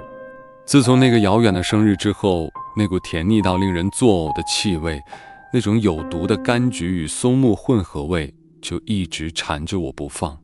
那天，我在厨房里看见母亲倒卧在血泊之中时，我闻到了它。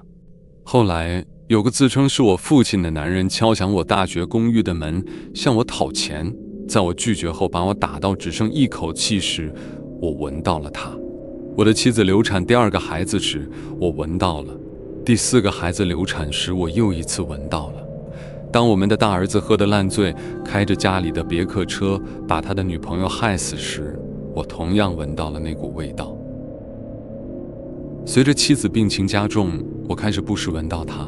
她在去年年底过世了，而现在，我生平第一次在超过半个世纪之后，真正成了一个人。如今那气味每天都出现，而且感觉就像一封邀请函。几个月前，我又回到了图书馆，那扇带着古老把手的小橡木门，赫然就在原本的位置上，仿佛从未消失。从那之后，我每天傍晚散步时都会经过那间图书馆，但始终没有走进去。也许今晚我会。我害怕死亡，是的，但最近我甚至更害怕继续活下去。那个老人说的没错，我的人生之路并不轻松，而我也不认为它会突然变得容易。把你的悲伤放下吧，朋友，让他们留在原地。他承诺过解脱，他说那里是一处避难所。或许他在这件事上也没有说谎。只有一个方法能知道答案，毕竟我依然知道到哪里能找到